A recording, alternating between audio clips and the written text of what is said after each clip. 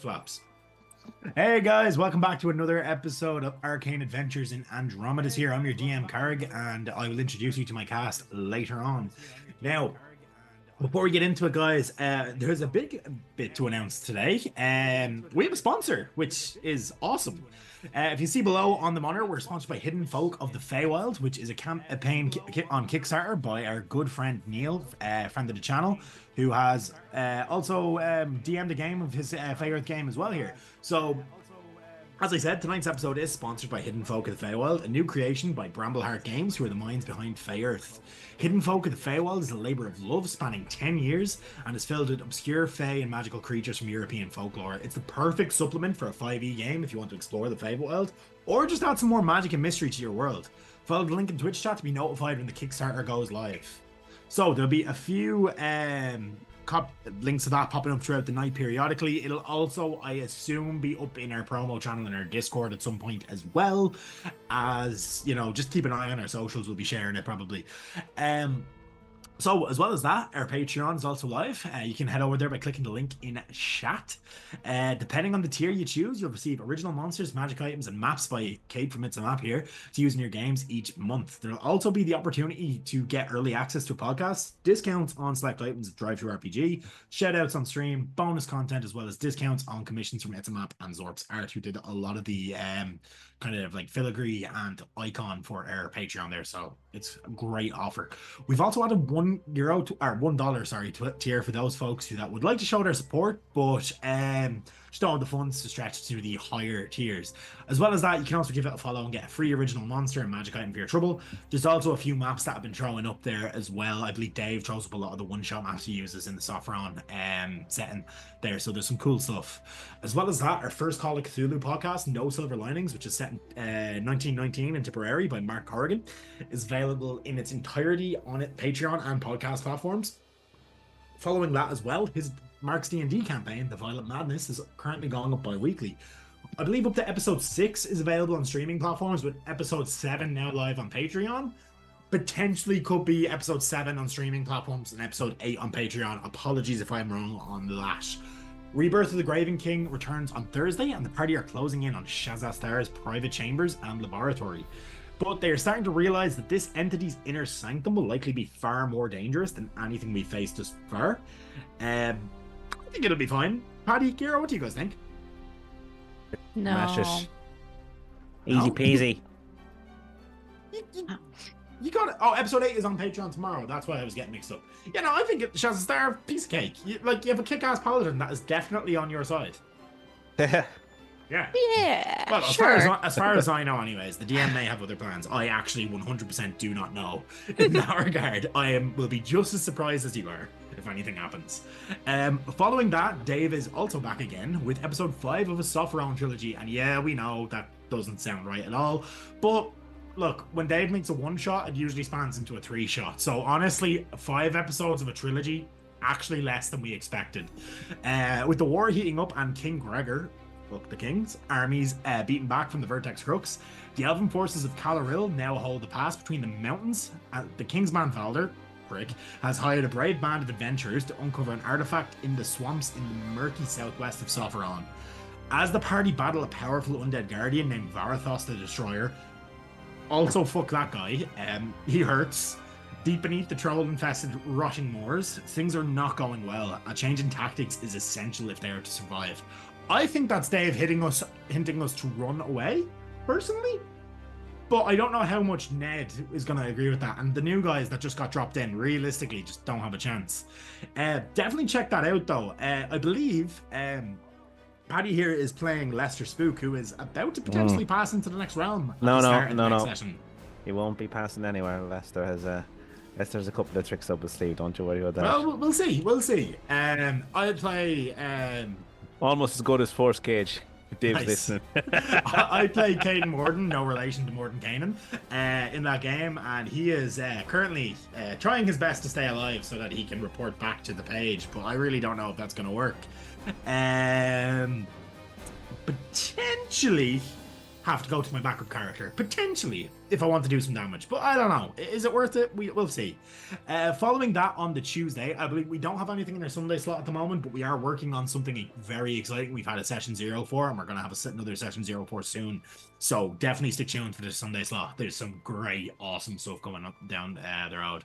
So, on Tuesday, our Shadow Dark game against the Crimson Queen continues. That's March 25th. While infiltrating Stoneholm, the party have uncovered a goblin patrol, and though they dispatched the goblins themselves with relative ease, much like they did the moles, justice for the mole folk, an errant explosive provided devastating for our ears. Lantana's Raven Familiar was reduced to ashes. Warsun lays dying, and time is quickly running out. And by time quickly running out, do they mean time on the torches, or just, lifespan, Kira? Oh, I saw the torches and everybody can get rid of it for us, and I'm not happy. Yeah. But everybody's been nice so far, so I mean. Yeah, we've been putting it on, putting more time onto it. More so than Everybody's been taking it putting off. on. Yeah. So far. Yeah, so far. I'm just I don't know, waiting guys, they've for. butchered some moles. I think you should start taking time off as a result. Look, people don't remember that it's People very do past remember history. that. We'll never forget the moles. Apparently not. Oh, good Justice lord. for the mole folk. We need to get a Justice for the Mole Folk t-shirt at some stage when we do merch, just saying. People in chat that may potentially be listening that potentially could do that. That's all I'll say. But without further ado, I'm going to pass you around to the table. They'll be able to introduce their characters and give a bit of information about what they themselves are doing. So we'll go, down from myself and up and around. So we'll start with Kate playing Kiva. Hi, I'm Kate. I play Kiva, who is a pale elf with violet eyes, white grey hair, and a shorter than average stature for an elf. And once a devoted disciple, she now hides from her former order, masking her deadly skills beneath a gentle monk's exterior. Though she has a tendency to wander into battle kind of more than she should, when she should kind of stay back and be a bit more careful. Nah.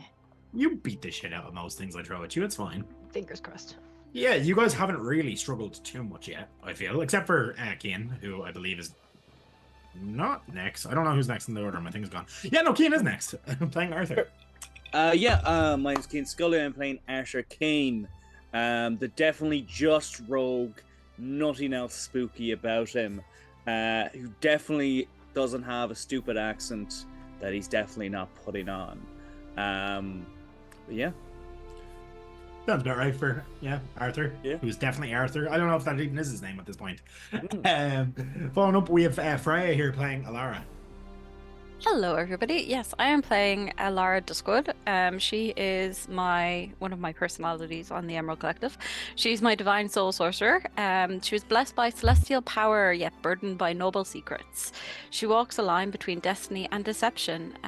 She can be a beacon of kindness and grace. She wields divine magic with an ethereal glow, but lurking in the shadows is a cult that seeks to claim her power for their own. Can she uncover the truth of her lineage and forge her own path before the darkness consumes her? We just don't know. And will she kill? Maybe this session. Let's find out. She has killed in the last one, but technically already dead, so... Yeah, zombies don't count. Let's see how long I can keep a D&D character without killing People something. too. Okay. Yeah, no, zombies and constructs, unless the construct does a soul, don't count, as far as I'm concerned for that counter. Trust me, when it happens, it'll happen. No! Following Lara, we have our newest entry to the party, Buddy. Hello everybody, Paddy is my name. I'm on a few games here at the Emerald Collective. And tonight, Matthew, I am playing Buddy solo. A half-elf druid who has a heart and mind that is scarred from his wife having left him some time ago, and his mind from the war many years ago. He is just coming out of about probably a 6-month-long booze session, trying to cope, inverted commas, with that loss. And we'll see how he goes. Yeah, we'll definitely see. And last but definitely not least, we have VPI playing Max. Yes, I'm back. Hey, I'm VPI. I am playing Max Madansky, original character, of course, always is with me. He is a human barbarian, now level 4 because I don't turn up and things happen and I get better. Yeah, Sweet. so And essentially, I'm in prison. if you guys want to know the reason for the level up, just because Vipo wasn't here, basically Kate messaged me and was like, "Hey, Dave, let you level up on a luck roll in Rebirth. Any chance that we could do the same?" And I just decided, you know what?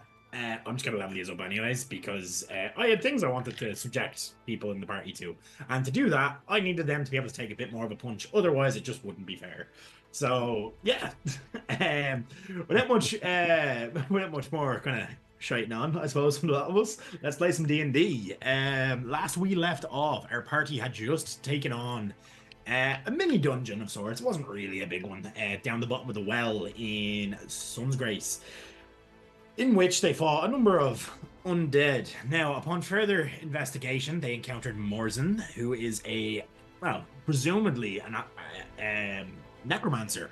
However, upon I think it was Buddy who realized with an Arcana roll that what he was doing was actually a form of transmutation magic, a form of alchemy, which he was using chemical reagents and chemical reactions to bring the bodies kind of back to a sort of state of semblance.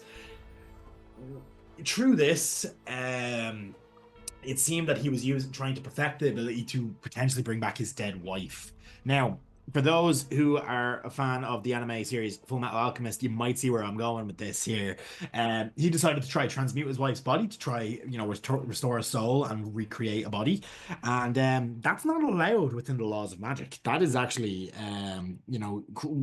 gift of life and bringing people back to life is that's I suppose a domain of the divine. And when people who are not such talented attempt to meddle with stuff like that, bad things tend to happen, and Morzin vanished. Is he dead? Is he teleported? Is he transported to a different dimension? We don't know. Simply his body, for those of you that were looking close enough, seemingly unraveled then and there very quickly. And it's kind of where we left it. Following that, Paddy, playing Buddy, there burnt the inside of this laboratory to the ground to raise any signs of potential undead or necromancy to reduce the likelihood that the Ravenite Paladins will commit atrocities. And, between that, there was definitely a moment there with Arthur and some, extra dimensional entity of sorts that the rest of the party are not quite privy to. So it'll be interesting to see where that development leads us, but there's only one way to find out, and that is by rolling some dice. So I'm going to immediately kind of fast track us over, and there, I'll say, for the sakes of this, you've managed to take either a short or long rest. There, I would say logically a short rest at this point because it's in the middle of the night. Actually, no, we'll say you've gotten your long rest at the inn here, and it's just kind of fast tracks us back into it. Max, that morning, as the party are kind of waking up here, I'm going to move us over onto a map that comes from the Tranquil Taverns pack by Brave New Worlds here on Roll20. I'm going to move us across. So, Max, you see the party are in, which is the, I think it's called the Blue Wolf Tavern, is what it's known as. Max, you've just been released from a cell. You had previously been arrested for, drunken disorderly. You were in here about a night ago there, and you just had a few too many. You lost the will yourself, and Max is volatile at the best of times, and caused a bit too much of a scene, so the guards took you to sleep it off. And that's where you find yourself about to walk in the front door. We'll start with you. What are you doing? I am walking in through the front door. I'm going to slam the front door open. Yep. What's up, fuckers? The rest of Is the anyone party, in there, or is it empty? As far as I can see, they're all in there. You'll Cool. also see, which you guys will now be acquainted with, Heinrich, the dwarf, behind the bar. Max, he is the one who called the guard on you last night. Now, he doesn't seem annoyed by your presence. I think this is kind of a regular occurrence that somebody gets dragged off, but they're back the next night, and he looks himself more than capable of handling any trouble that kicked off. While he is dressed quite smartly, definitely seems to be a capable fellow. There is also a greyish skinned elf sat there at the table across from a more purple toned elf. Now, It's hard to tell whether the greyish skinned one is a drow or not. They look a bit different. Anyone who's familiar, I suppose Kiva and Alara, you both know, she's likely a Shadar Kai, which is a drow that actually comes from the Shadowfell. Or not a drow, sorry, an elf. This one is an Eladrin elf, and they're not a drow. There is a sort of a gnomish woman there, kind of a hunter, appears to be eating her breakfast. And there's also, as the others would have seen, a meeting going on in a room here between 3 individuals. They entered in early in the morning, shut the door behind them, and have been undisturbed since. So, what's the party up to as Max kind of comes into us? Did we see the people going into that room? You saw them going in, yeah. There was a bald-headed man, a kind of a warrior with a large blade, and a human woman.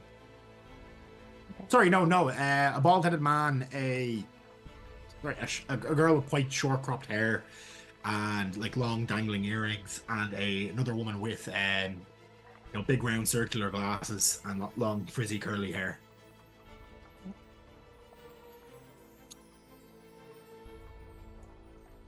Do these purple and silver elves things look familiar to me, or are they outsiders?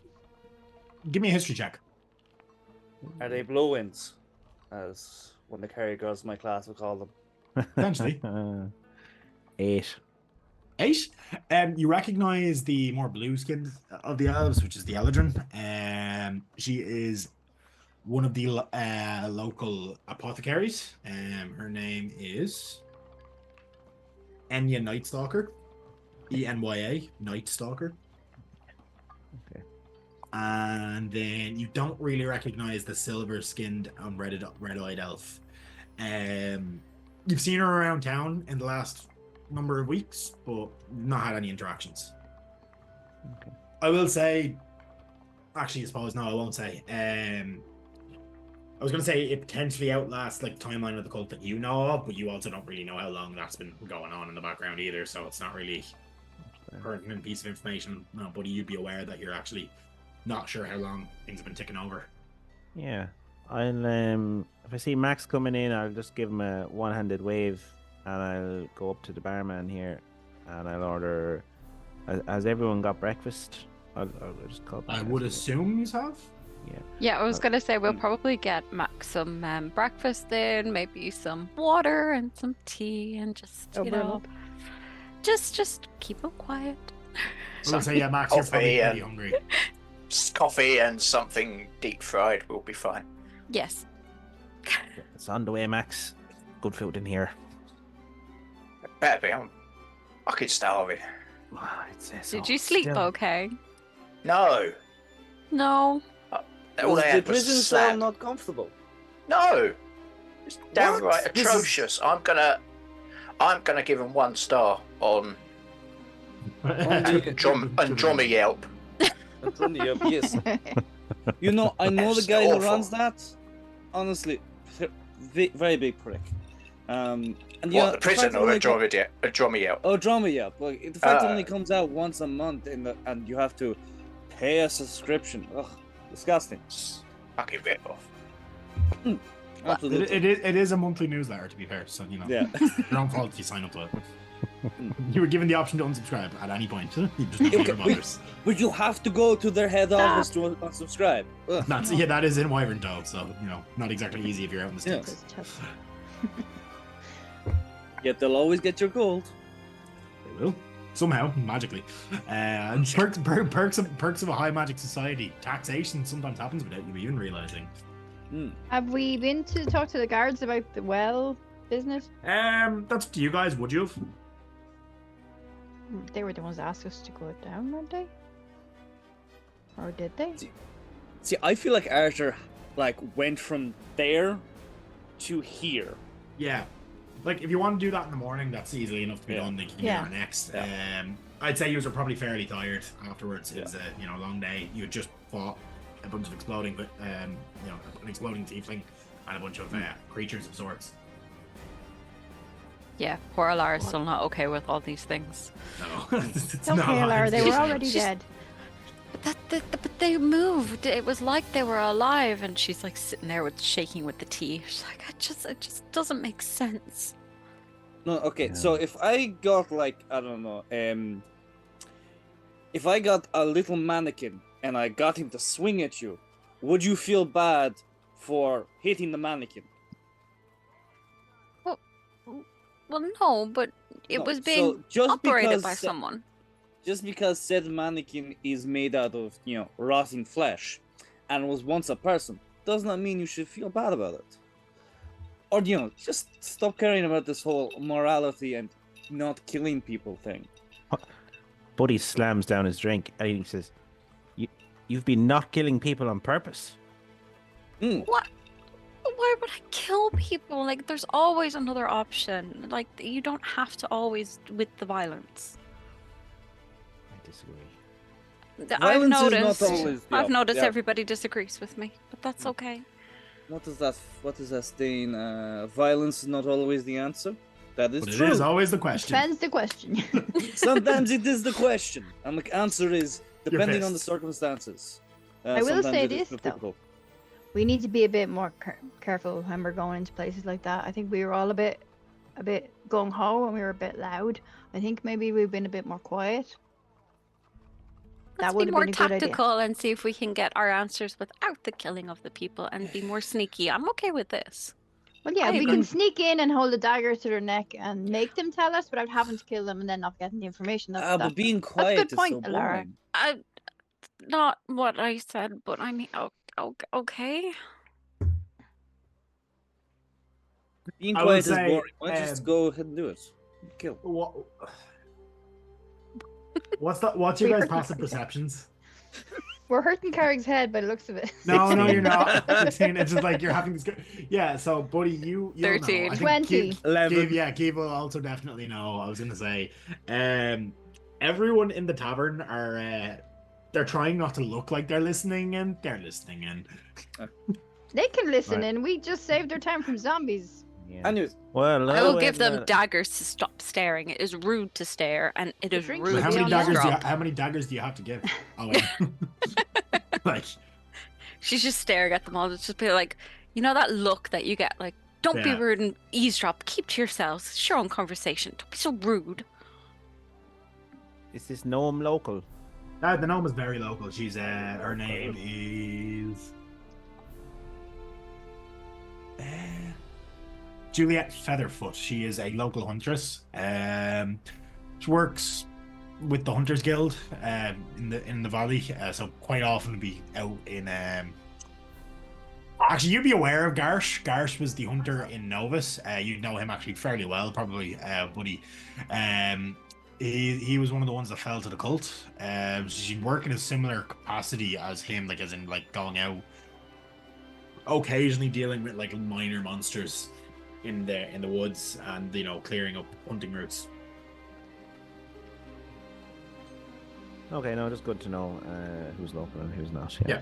Pretty much everyone but the the three that went into the room are not local, but they have been around the village about a good while now at this stage. They haven't introduced themselves. They seem to keep to themselves. Okay, but They they're... seem to be a mismatched adventuring party, potentially. They've been just kind of blowing about. Yeah, I'll just And say... they are seemingly also following the bald-headed man.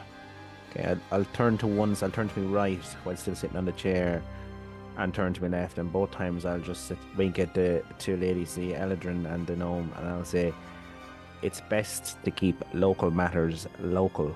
Let's remember that. And that's all I'll say to them. Hey, I don't think I understand what you mean by that, but all right. You will.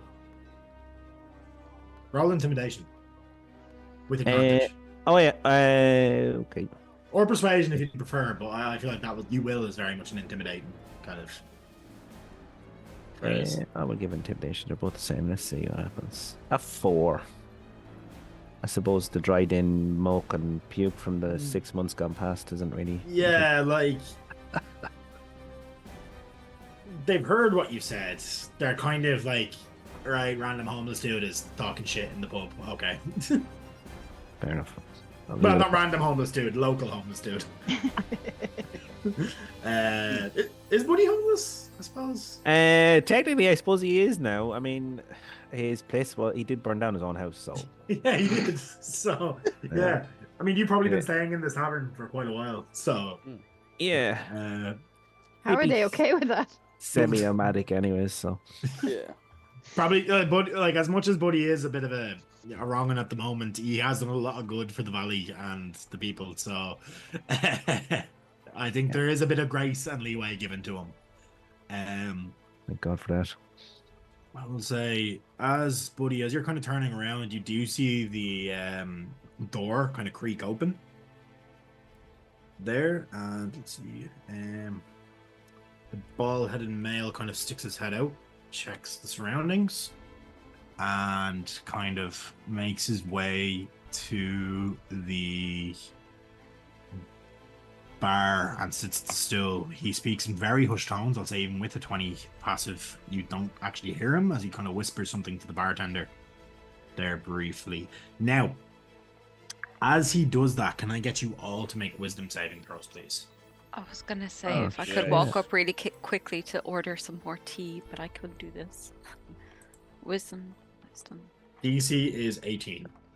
It's Oh shit. just checking. Actually, Alara and Buddy, you have advantage on this. Okay. Oh thank God. I'm gonna Wisdom saving. reroll. Where are you?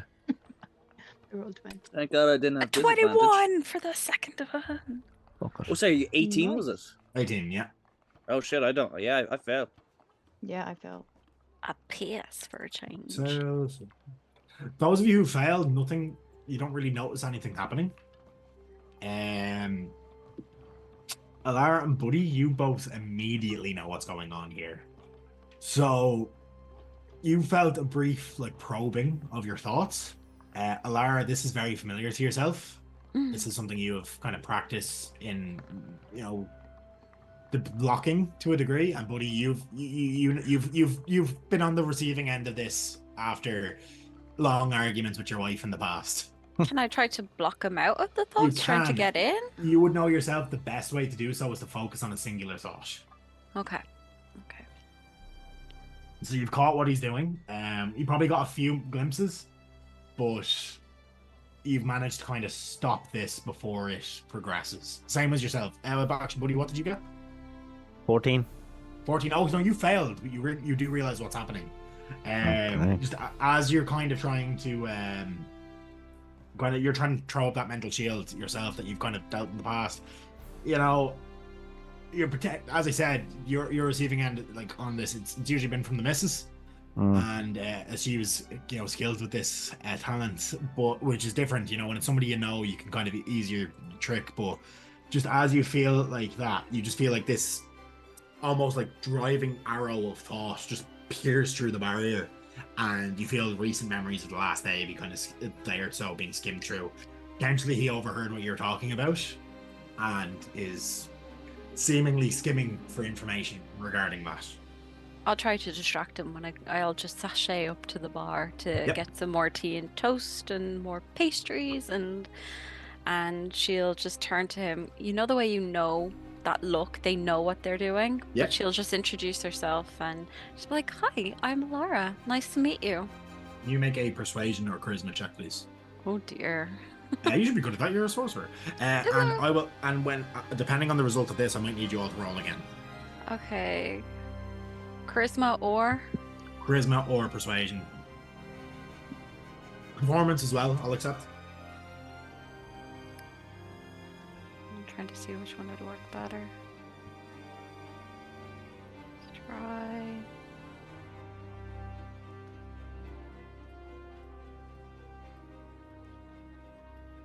Shit.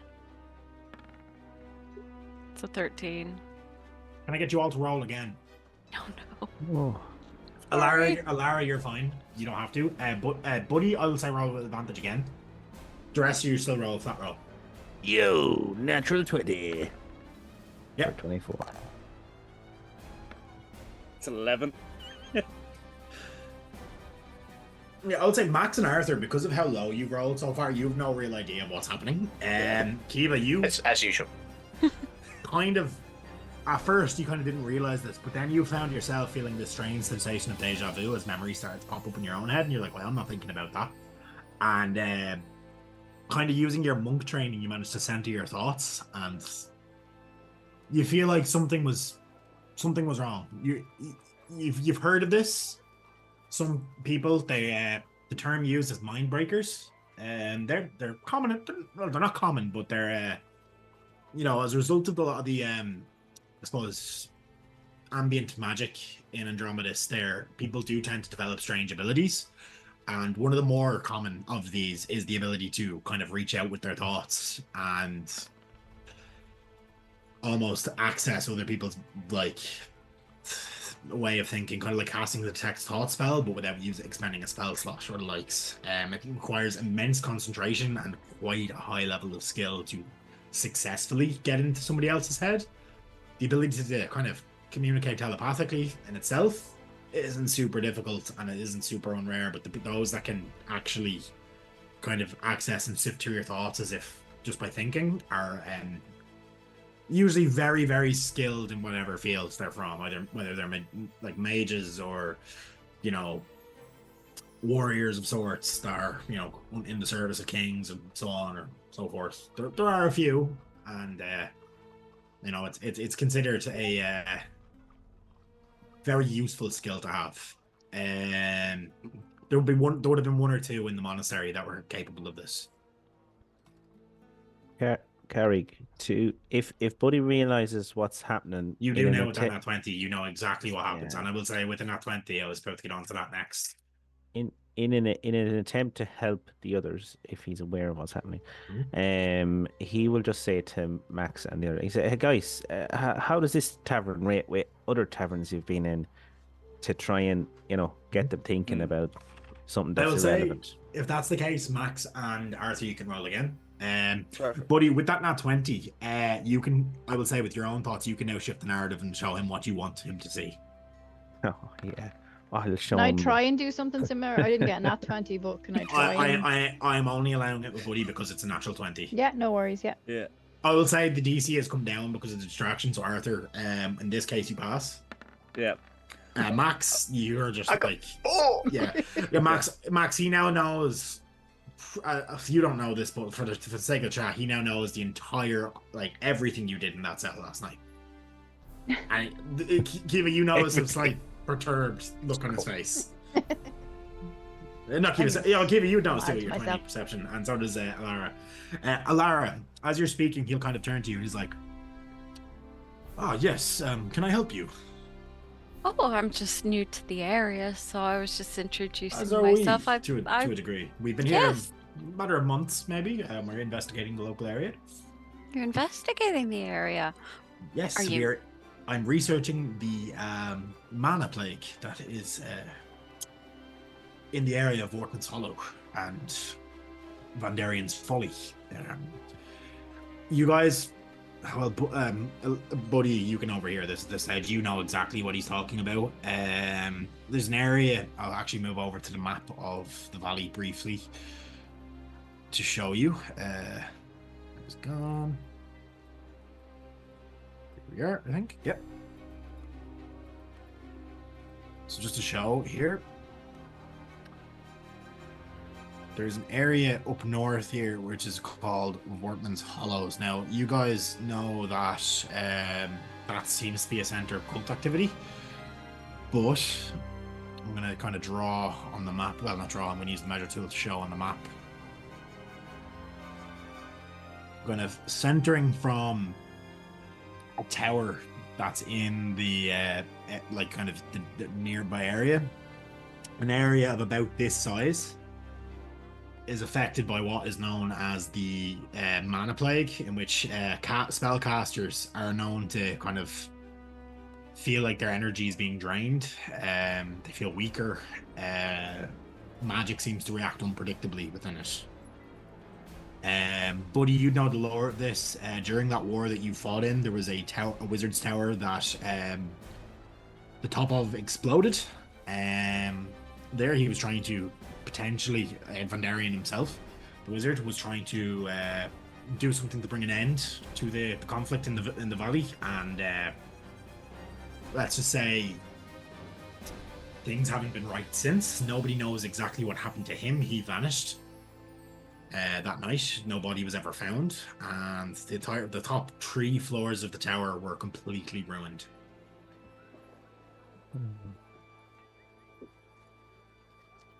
So that is about it.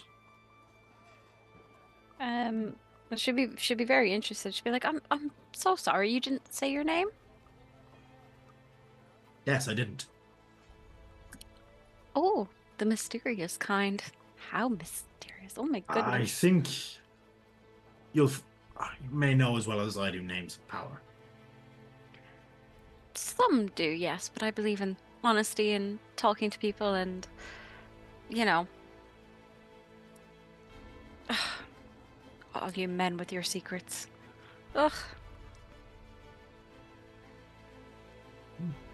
I will say. She'll be trying her best to No, get some fine. information out of him, but he is kind of stoic about it. Like, you see him, he's not really kind of responding to that at all, and he just kind of turns back to the barkeep and kind of takes his drink and begins to walk back.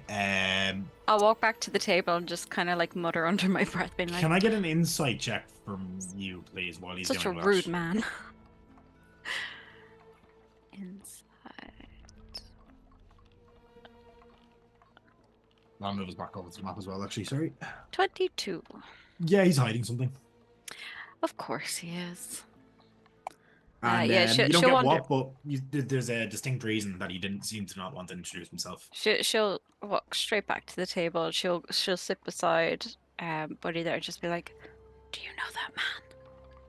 I don't, but I'm going to find out a bit. I'm going to find out more about him. Very careful. He's hiding something. And he's probing everybody's minds. You know, the dirty devil. It's just rude, isn't it? Absolutely. So, what are we talking about? As you kind of, I will say, Kiva, you'll hear this door, you hear the sound of multiple locks being drawn. Now, I'm going to wild shape. Yeah, do I hear the he's probing our minds bit? You do? Unless Alara's trying to keep that quiet. No, I'd be kind of saying it to everyone, so. Okay, I think he might be connected to the cult, because if he's probing people's minds, he might be implanting things into people's minds. You know, so maybe we should go investigate him. I think that's exactly what we should do. All of us at one go, or like well, will we stagger this? Because like there's. I was thinking, I'll show you something here now, right? And then Buddy is just gonna disappear, and a tiny little house spider is going to appear. See, now, so cute. Now that is good magic. I like. Don't kill. It's good And magic. you probably know what's coming here, Carrick. So he's gonna. This is all wooden floors and stuff, isn't it? I think it is. I think you have access to that sheet. Oh, there it is. Oh, lovely. I'm just going to drag Buddy off to the side when you do that. Brilliant. So the spider, that's class. Fair play to you for getting that. Obviously, it's much smaller than that, but that's as small as I can make the token without being invisible. Yeah.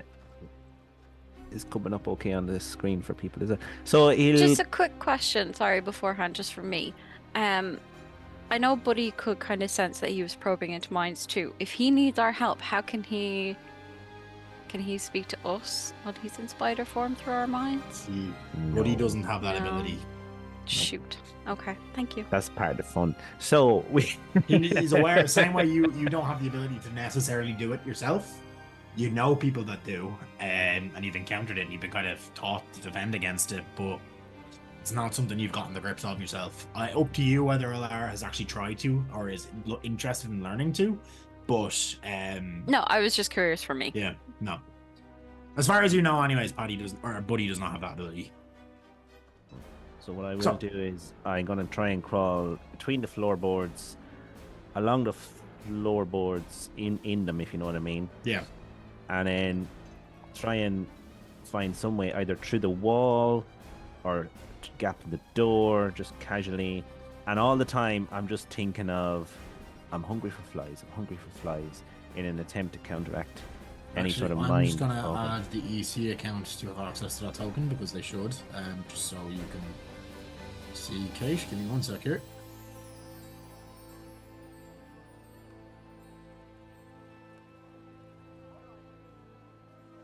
Journals.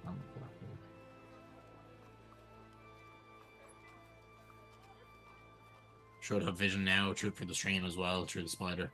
Yeah. So, yeah. So as you kind of climb through, you do see the three of them sat there. The bald-headed male has a book open in front of him. You'd have to climb up onto the table to read it, but you're a small enough spider, but you're big enough that as well. Like if you crawled up onto the table, you'd be visible. Yeah, no, I won't be going anywhere. And from experience, I'd say that spying as a spider is all well and good and effective, but when you get seen and you get stood on and immediately turn into a full-grown man, hell tends to break loose. People don't seem to like it, and I will say, I'll give you a free of it without insight check. You'd be of the understanding this is quite a powerful individual if he can, to the extent he did, target multiple minds at once. Yeah. You have the understanding that you're probably out of your depth if he was to get aggressive. Yeah. So I'm not coming into the room. You know the way like spiders hunch down like a sand buggy when their suspension goes down kind of thing, and I'd be right in the crevice of the wall here. Yeah. Just listening. So not fully actually in the room, but in the wall if that's possible. And any sign of movement towards me, any flicker of the eyes from this guy, if I can see it with my eyes, I'll be gone back out into the other room and immediately turn back into Buddy.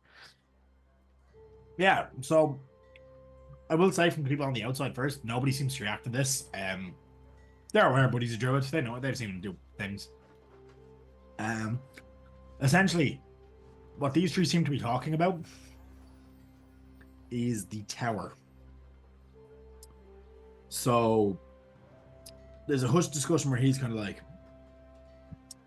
it appears some sort of nasty set of folk have set up shop in that town nearby. It'll be quite difficult for us to gain access to that tower without excessive use of force. I believe it may be best now that we report back and see what our benefactors have to say. And then the two are kind of agreeing with them for the most part. Nothing really substantial is said. Can you give me a stealth check, please? I'll be using the spider's dexterity style if they doesn't have stealth. Oh, let's have a little look. You're hiding in the crevice of the wall, so I will give you advantage. Okay. Spider bud. So I've got +2 on dex, and then but they just roll a 20, is it? Yep. If you don't have a stealth roll, I'm giving you advantage as well because of the fact you're hitting in a crevice. Okay. Here we go. Come on. I can't even see that. What did I get? 11 for the first one. Not great. Could be worse. 13 altogether. Roll 20 has frozen and it's making me verify that I'm human. Give me 1 second. 13 altogether. Mm-hmm. You don't know if you've been noticed or not, so. Okay. There you go. Yes, roll 20. I am a person. And why have you logged me out? Sorry, guys. Are you human? I don't know. I honestly, after last Friday's episode of Sofferone, I'm not sure. Have my ears been transmutations? I don't know. Oh, sorry. I've +4 to stealth, so that would actually be 15. Okay, you're fairly confident he doesn't know you're there. Okay. I will. If they start kind of talking about other things that are not relevant, I will say the conversations does sort of drift at that point. After that, they kind of agree, and the conversation drifts to more so like just mundane things about like supplies and how long the travel's going to take, which that might be interesting. Yeah, about 6 weeks by foot is what they say, and he kind of goes, yes, because we'll definitely be traveling by foot.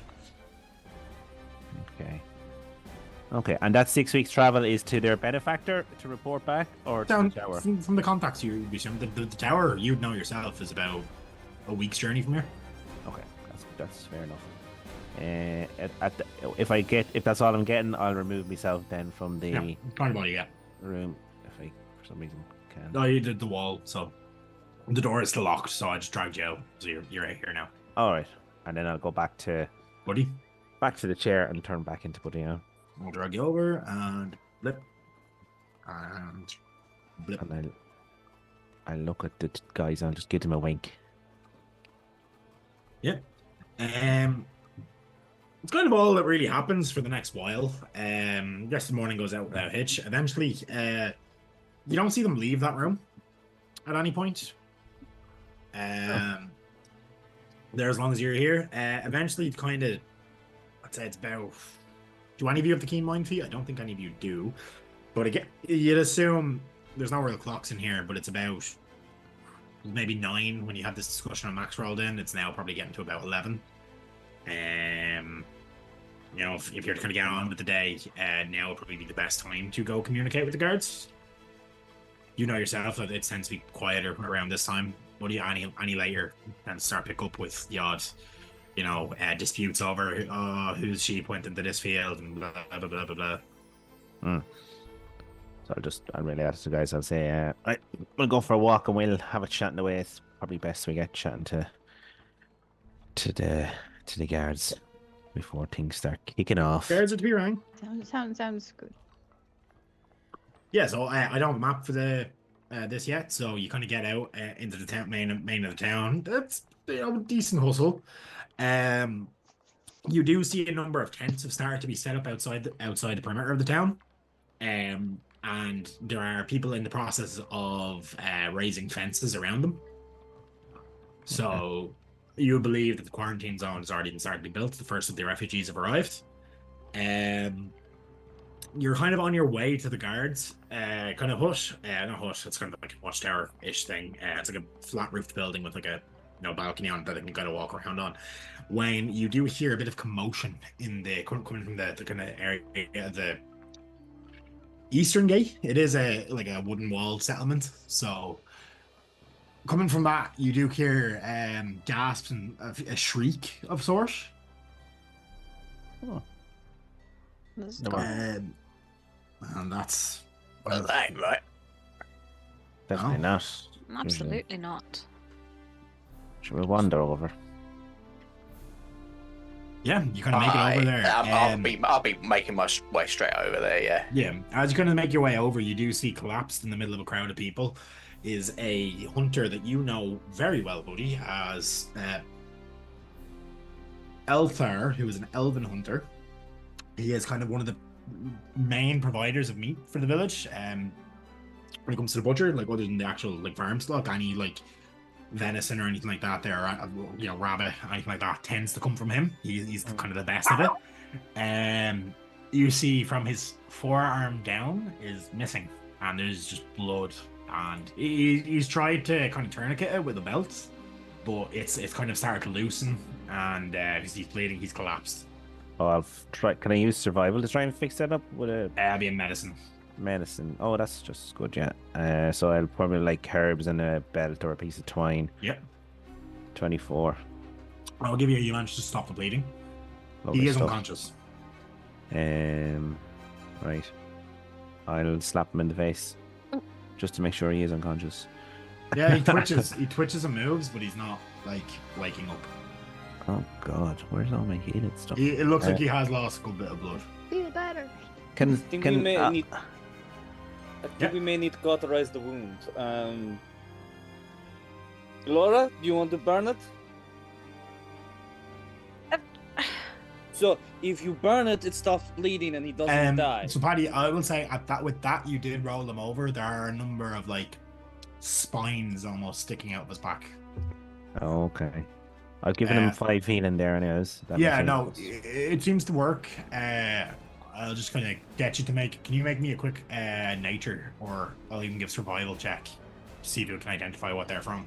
Yeah. So, oh, come on. 8. You've seen them before, but you don't know what it is. They're Alara each does have. about 3 inches long, ish, and razor sharp. Oh man. God. I will Cool. accept rolls on to identify anyone who wants to try. Yeah, I'm gonna. Yeah, I try. have thingamajig on it. It's Survival, nature yeah? or survival. Yeah, 17. it's a manticore spit quill. Oh, Oh, 5. No, I wouldn't know. Well, you don't even know what a manticore is. guys, that looks like a manticore thing quill. Oh, Yeah. what? And with that 17, you would know manticores are incredibly poisonous. He's poisoned. I- Quick, we need to get them out of him. Okay. Can I use That's- Mage Hand to do that? Yeah. I will use Mage Hand then to try to remove them, and we wouldn't have to touch them. But like, wait, we can get Are rid they of them. still poisonous afterwards? Do we know that? Let's not take a Potentially. chance. Yeah, I would. Yeah. Not always, but depends whether they've kind of deployed their venom or not. Just be careful, guys. Okay. Yeah. So she will do that. And sugar. Sorry. No, Fred, you don't need to drop them in mage hand. Nope. Yeah, you managed to pull them out. Yeah. And After a few minutes, he does start to he kind of seizes a bit as you're doing it, but then Buddy's healing magic kind of takes effect, and he kind of calms. He's still seemingly out. For the sakes of obviously, look, generally with you guys, if you're knocked out in battle, a healing spell can bring you back up. But your adventurers, you're hardened, hardened to that sort of thing. You're used to getting that. He's a hunter, but he wouldn't be fighting monsters ever, really. This guy shoots deer and rabbits and squirrels and he's fought off maybe the odd wild wolf or badger or something like that there, but he wouldn't be a warrior by any means. So the fact he's Is that his alive at own? all is a miracle. He is. He did. People in the crowd will say he just stumbled into town a few minutes ago, screaming about the woods. It's okay. Can I at least stabilize? Make sure he's stabilized. I do have the healer. Yeah, no, he is definitely stabilized. You know that. That's okay. Yeah. He's just lost a lot of blood. Is kind of what you've gathered. You do know enough about medicine and magic and healing magic to know that. Look, he's healed, but his arm has been torn off. He's probably in some sort of a coma. Okay. Is there in the village? Is there a medicine hut or a? Yeah, there'd be an Like a- apothecary, and then there'd be the temple of Kelimvor, which do have clerics, but Kelimvor's a death god, so He's a good lad. Oh, he's one of the better ones though. Yeah, he's a nice boy. If it was a temple of the Raven Queen, they might have just been, well, not whipped, but they would have been if he dies, he dies. But Kelimvor, they're more so kind of about keeping the undead dead. Well, keeping Yeah, not to keeping the undead dead. That's more Raven Queen as well. But it's more about the process of death and moving people across. I'll say to Max, you're a big fella. How about you help me pick this fella up and we'll get him somewhere where he can get him back to talking, find out what's. Yep. Well, Do you know him, buddy? yeah, hold on. Yeah, buddy. Yeah. As Elthar, you know. Yeah, he's a decent sort. He keeps us in supply of meat, and he's good with the animals. He's not killing for no reason, and he's got a good shot. He's a good guy. He's a good guy. So he's from the village. He's from around. Yeah. So when Uh, somebody from the village talks about the woods, where are they talking about? Did he mention the woods? He did. But yeah, he did to other people I when missed he was that coming in. Well, there's two potential answers. There's the Aegis Woods, but you're a bit far from that in Sun's Grace. He wouldn't be out far enough to go to the Aegis Woods generally. They're kind of the absolutely full to the brim of monsters. Very dangerous part of the world. You guys passed through it yourselves at the very start of this campaign when you fought a few blights. Met Bespira, the green dragon, and a few other bits. It's not that. He probably means there's a thick, a big enough wood. It's not massive by any means, but I suppose if it was to give context for people that are around from my neck of the woods, if you think Dunedin Forest, it'd be kind of around that size. There'd be a good bit of animal life in there. That'd be hunted. If they can't wake him up, Now, maybe we should about go and 2-3 have a hours look. walk from the village, common hunting grounds. He himself, he would have set out. Boy, you know this. He set out about 2-3 days ago. Yeah. The manticore, I'm assuming, wouldn't be normal in that area, would it? Or would it? Happens, but it wouldn't happen super regularly. But things come out of the Aegis Woods and do when they're usually, for example, a bigger monster moves in, they may get displaced from their home and just fuck off into the valley. Or sometimes, if I think this is common knowledge that if a monster gets a taste for human flesh, it might move and settle closer. Okay. I'm gonna hoik up this guy and over my shoulder, start walking off into town, and then stop and turn around and say, "What? Where am I going?" Just follow me, and I lead him to the temple. Dump him in wherever we're going. Yeah, so two of them. I will say in this, like clerics that run the kind of this type of temple, they don't tend to give names. With the Kalimdor, as they're kind of like, they preside over death. The names are for the living, and it's kind of a bit of a, they don't really introduce themselves. That not for the sake of rudeness, just for their belief system. That these specific types of clerics tend not to. That's not to say all clerics of Kalimdor take the same, but it is a common enough oath among them, or a vow. As you bring them in, they both immediately kind of rush to the side and start pumping healing magic into Ethrin. Was this? Yeah, Ethrin. And they kind of, it seems to be working. His arm obviously scabs over and then flakes and then heals up fairly quickly with the amount of magic they put in, but it's not regrowing by any means, and he'll never hold a bow again unless a regenerate spell is used. But he doesn't seem to come to.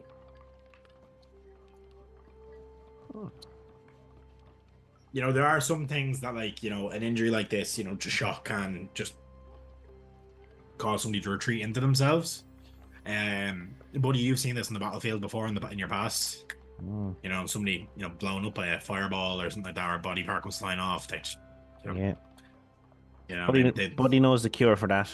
He takes out a bottle of very high percentage alcohol and gives him a good sup of it. Roll medicine. I'll sort of. Actually, you know what? Just roll a 20. We'll call it a luck check. Buddy fully believes this is the answer because that's works for you.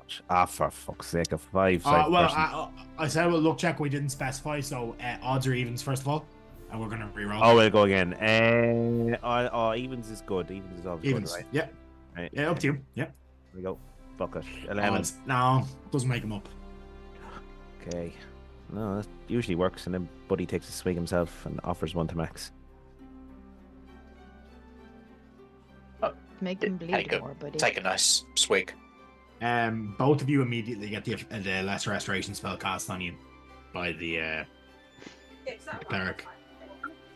And Buddy, your buzz has been ruined immediately.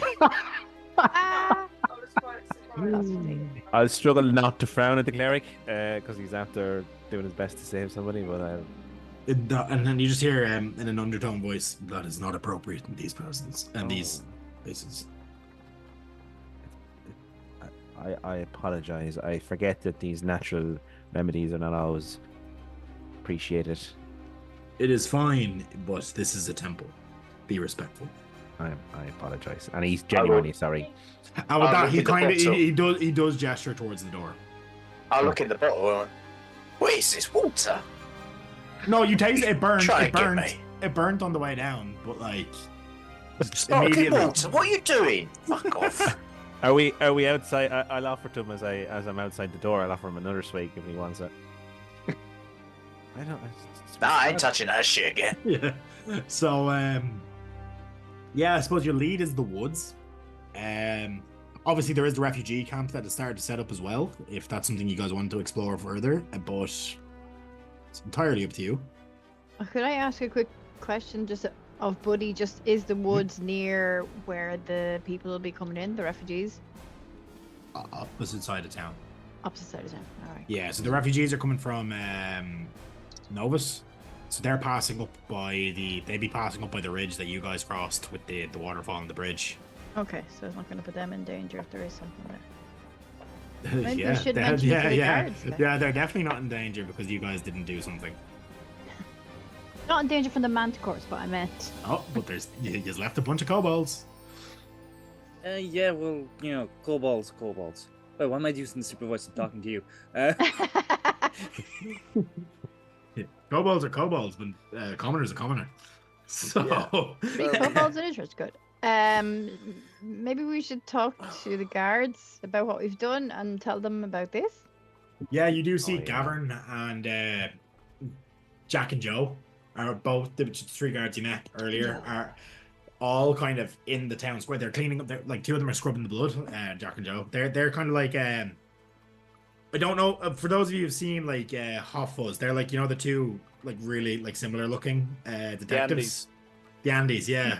Yeah. They're kind of the Andes. There. So they're kind of scrubbing away, and Davern is kind of just pacing back and forth, just like scratching his beard. And being like, fucking, what do you say? Fucking manticore. And I'm doing the wrong accent. He was kind of, you know, Scottish. What am I doing? Yeah, sorry. He's like, a fucking manticore. Are you serious, lads? Like, are you Well, it wasn't. pulling me fucking beard? Not to you, as he's talking to like some of the locals. And then he swings around and is like, you're not from around here. Get back to them fucking tents now. And then that person goes scarpering off, and then yeah, it's kind of a bit of that back and forth there. He's kind of talking like, and then they're like, you need to go, and he's like, I mean, that's kind of the thing we pay an adventurer to deal with. Like, I'm not fucking crazy. I'm not taking on one of those fuckers. And he goes, speaking of adventurers, and he sees Arthur as you kind of and Buddy kind of start to make your way. He's like, you. Okay. Well, first we're going to get payment for cleaning your well. You had a necromancer, so Show that all over the place, man. okay, you had not a necromancer. A man who was very, very in love with his dead wife. Marzen, was it? Yes. Hey. So you're gonna give us money for that, yes? Well, We sorted the problem Well, out before you agreed even payment, knew you but had we said problem. we didn't specify gold. Oh well. Okay, I'll take silver. I can give you. And you know, equivalent amount as it is in gold. He's thinking. He's like, hey, 25 gold ahead. Best I can do. I look at the area right. I have no concept of money. I'm not going to lie. So is that good? Bad? That's for a commoner. That's very good. For an adventuring party, that's like taking contracts. Me?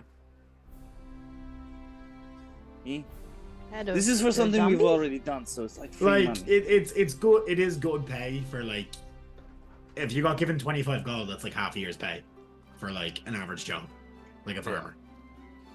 Okay, we will take your you know, your pity money.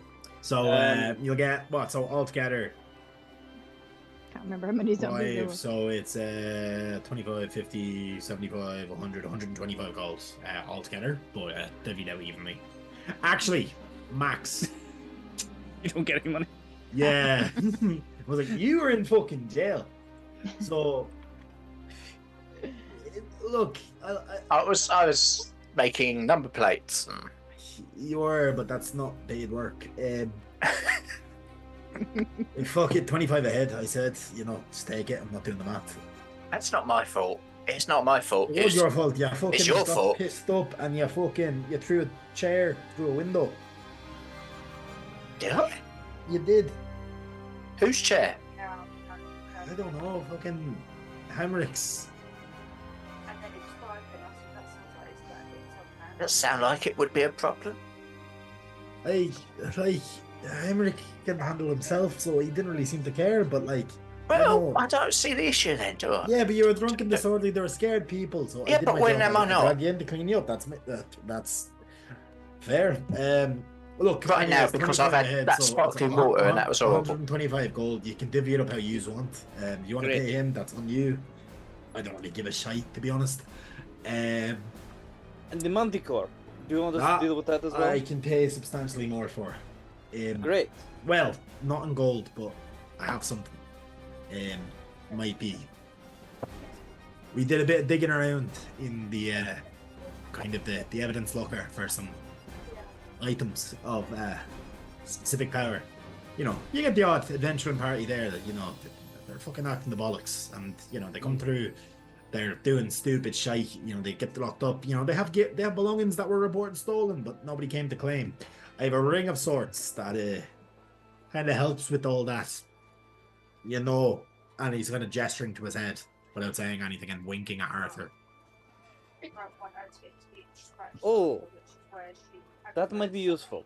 Yeah, so that might be very useful. I could give you that. Now, I only got the one, so, but, you know, that's worth at least 500 gold. Okay, I'm going to look at it. Okay, so that ring might be very useful if we think one of us is becoming like possessed, because I'm thinking that if it's something outside of, like, if it is an entity that exists that is pushing thoughts into people's minds, if you cut it off, then the person might be cured. Maybe, I don't know. At worst, you know, it's the thoughts coming in, the ideas. Might be very useful. I don't think Max is going to need it, because honestly, Max, do you know what's going on? Great. Okay, so one of the rest dead silent for Max. So one of the rest of us is going to probably take that. I suggest, you know, probably someone who, whoever we think would be worse if they stabbed us in the back. Arthur, you hear in the back of your head, you won't need it. Personally, I think I will take the sacrifice of not taking it. If we complete it, someone else can take it, okay? Rep has a good point in chat, but, you know, you guys will have to roll checks. Yeah, can I inside check that? Because it sounded like he was talking about himself and then he swerved it. You can, yeah. Absolutely. I'll roll deception. Yeah, I will ask for a deception there. Yeah. Okay, come on, roll 20. Thank you. Generally, for social checks, I would, like, when it comes to, like, deceiving, I'd take your validity of the argument and set a DC. 19. But in this case, I'll allow it. 19? Yeah, something's up. Yeah. Okay. This is now, like, you and Alara both caught a glimpse, like, a suspicion of something last session, or not, yeah, you know, towards the end as well. So it's, you know, it seems like he's still being a bit off. I'm gonna kind of share a look with Alara real quick, just to kind of go. But yes, so let's go hunt a manticore, whatever the hell that is. Yeah. Just to ask, Gavin? how are you? So, Ken, how are you doing on arrows? Shit, were we meant to be counting the arrows? Yes. Yup. Shit, did you tell me to count arrows? I would have probably in session 0. I'm kind of hinting that if you haven't been, we can say you can stock up at the local, like, general Yeah. goods. Okay. Yeah. Yeah, actually, you know what? The archer had a quiver full of arrows, and you could have just grabbed. Okay. That's. I usually say a quiver's about 20 arrows, and I take, you know, generally as long as you say you go collecting, that's fine. Perfect. Okay. I have not been. I apologize. That's perfectly for that. fine. I kind of forgot about it until recently. Yeah. I was talking to somebody about counting ammo. I think I was like, oh yeah, I do counting ammo for, like, stuff, just because I think it adds a bit of like, in a longer fight, it adds a bit of, like, oh shit, you know? Yeah. Especially because, like, I am not super stingy with magical ammunition, so I'll put that. Though, and to be honest, I should be stabbing more. Fair enough. To Gavin. Definitely not setting that up so you have a reason to potentially have to do something else. Definitely not. Yeah, prick. Gavin will be like, yeah, like, I can get you this ring. I can't, obviously, look, payment on job completion. I'll need proof, so head of the beast kind of thing. You know, as if you're some sort of fucking monster hunter. But be careful. There's a lot of goblins in that woods lately. You know, it seems like they're gearing up to. I don't know if we caught one of the little bastards, and he was screaming about, "Fuck them kobolds! You know, they're taking our fucking caves and stuff." And it's like, So I think they're gearing up to kind of. No. Oh, I thought you were about clash. to say that they were part of the cult. Oh, well, I don't know. Oh no, that's the last thing we need. Ugh, goblins are so stupid. Easy to kill. Easy to Goblins would be very, very easily indoctrinated. Yeah, you guys just know that. Goblins Yeah. tend to believe whatever they're told. When the wilder goblins. Like, obviously, you have your civilized goblins that kind of, generations ago kind of broke off from the tribal lifestyle. Same with kobolds. They tend to be a bit more normal, but, like, they're a bit slightly, like, divergent evolutionary line. But generally, tribal goblins tend to be a bit, like, ugh. Kiva's going to go up to the main guard and go, "Can I ask you something? Because I know you're very aware of what's happening in town. You really have your ear to the ground." She's really going to try and like Roll persuasion. Roll for bullshit. roll for bullshit. Persuasion. Where is persuasion? There it is. My persuasion is not good. She's not very charismatic. 9. All she wants to know is it is like about the people in the Give me tavern. 1 sec. Is where I was going. Yeah. 9. Good lord. Perception. I don't think I said it, but I would have told you guys what I had heard when we were walking out with the tavern anyways. He kind of, you bait it out and not 20 there, you lucky bastards. He kind of looks at you and he's like, "Go on." He knows you're about to, like, you're putting the charm on. He honestly, he's aware he's falling for it anyways. We saw some people in the tavern, and I know they've been trying to help around town for the last few months. I bought that guy a drink, but he didn't. He said he didn't drink it. Baldy fella. The baldy fella. I was just wondering what his Oh, name is, what's so his that I can name? leave a different drink from behind the bar. Heck, what's his name? I was only talking to him. Fuck. I can't remember. That's weird. It's like right there, but it's like I can't. Hmm. What the? Oh, no. That's strange. I know his Can you name. write it right? down? No. He'll kind of pick up a stick and try it. He's like, "No, it's like I know it, but then I went to recall it. I can't. It's gone." Hmm. Suspicious. Very suspicious. If you want to insight check that, actually your passive insight's pretty high as a. 20. Yeah. Yeah, he's not bullshitting you. Like, he's actually Yeah. trying to recall. It's like you see him, like, he pauses and he stops thinking and he goes, "Oh yeah," and then it's like, what the? So every time he tries to say it, it's gone. Alara might walk over to Kiva and just be like, "You might have erased it from their minds." I'm magic. Awesome.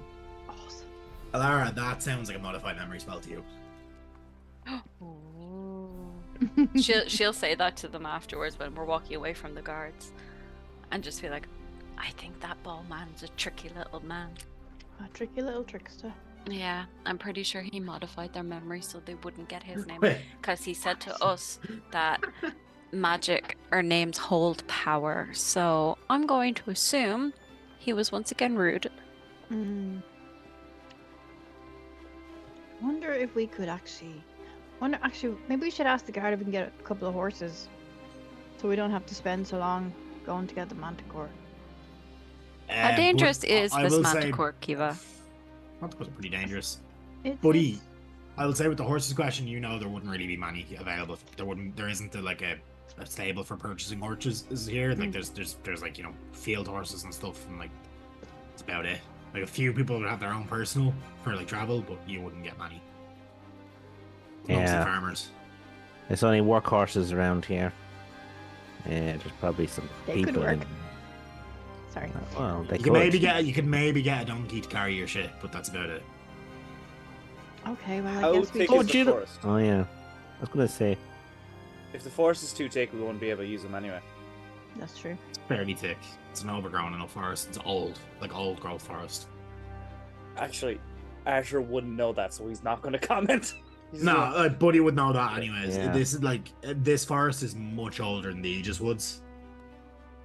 Yeah. What would I? Blah, blah, blah.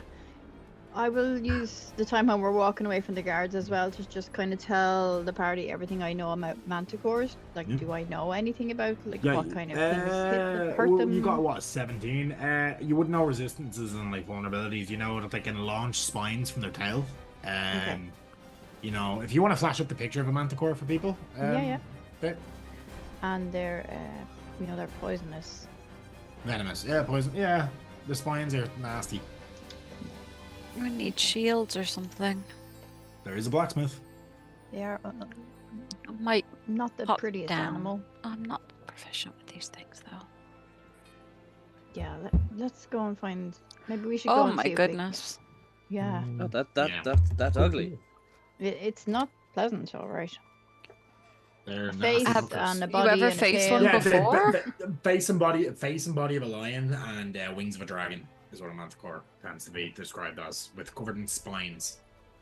Oh my A goodness. friend of mine has that as a pelt in his. Oh. Oh, so that's what it's. Oh, no, wait, I can't see it, so never mind. Fucking, I'm taking that joke. Doesn't work. I'm drawing a word picture.